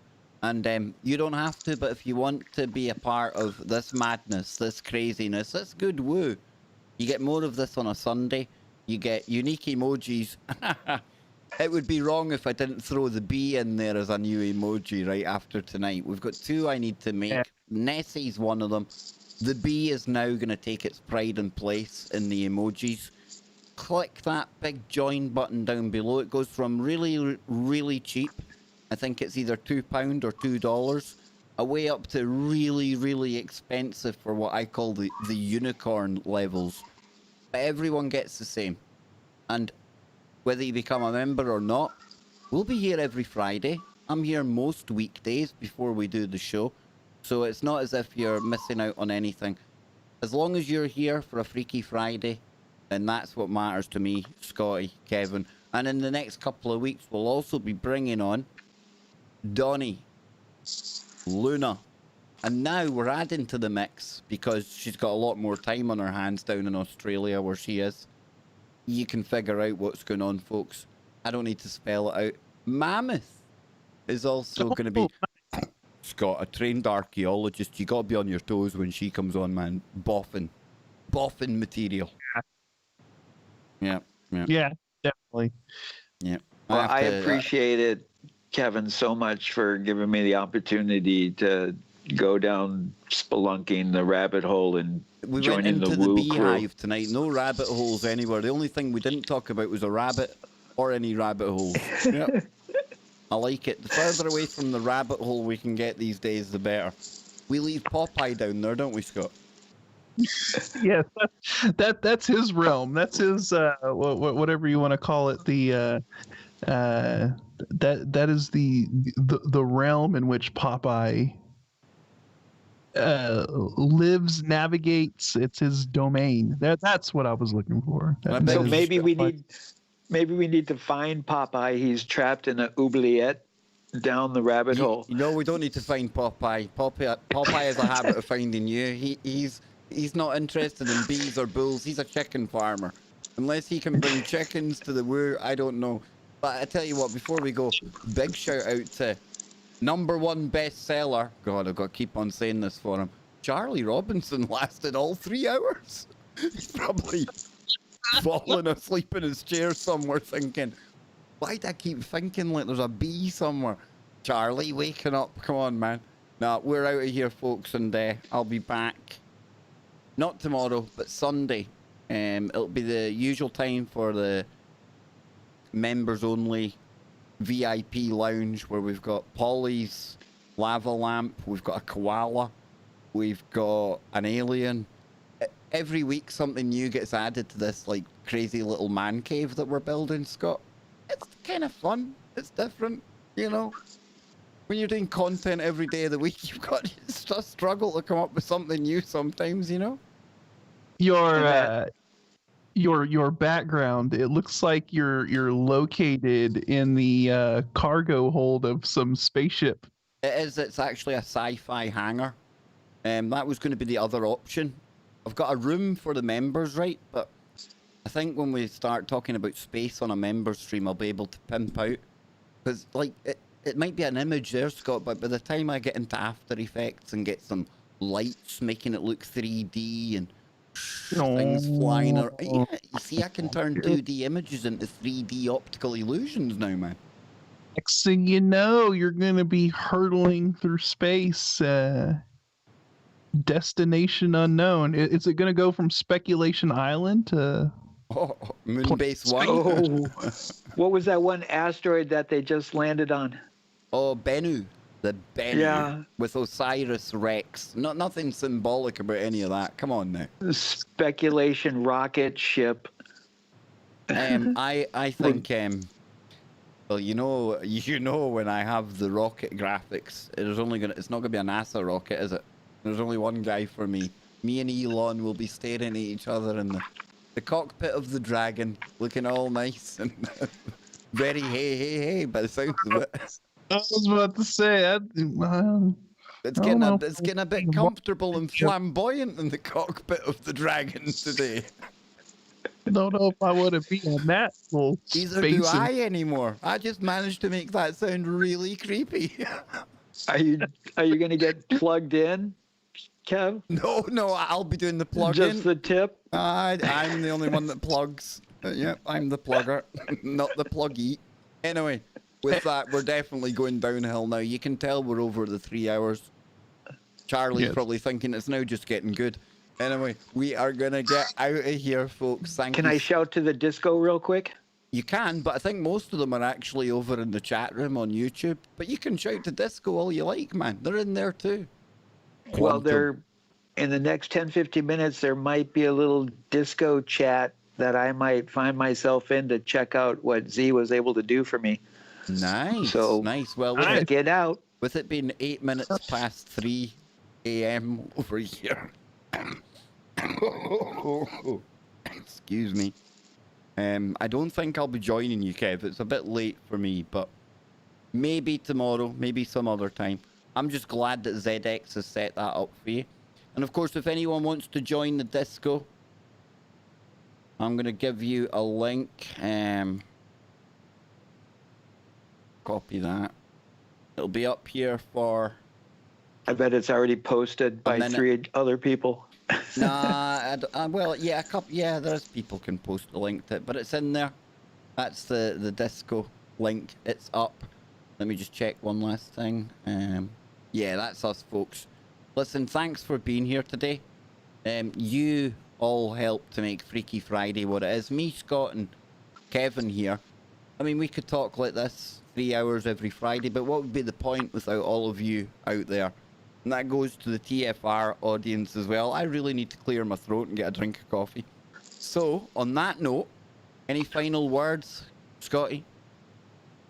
No, it just was another amazing episode, and we got taken down a path that we didn't expect, and it brought a very interesting conversation and pleasant surprises along the way, and just good stuff as usual. We always joke about how we always say this Freaky Friday is the best. We tend to I don't know. It just seems like every Freaky Friday is something crazy that we end up bringing to the table and going down some kind of a rabbit hole that there's always something new to talk about.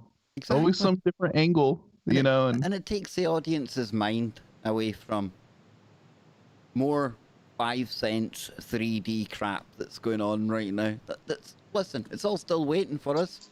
When we get off of here, we can all go and check on the news feeds and everything. I bet it's all still happening. So you've missed nothing, folks, and you've gained a lot of information about bees tonight. And this ain't going to be the end of our kind of exploring the bees. But Kevin, I will give the last word to you, my brother. Well, thank you for being within love, positivity, without fear, negativity. It has been an honor, gentlemen. Chi miigwech, thank you. Ape gish minobimit dizi wewian. Toodles.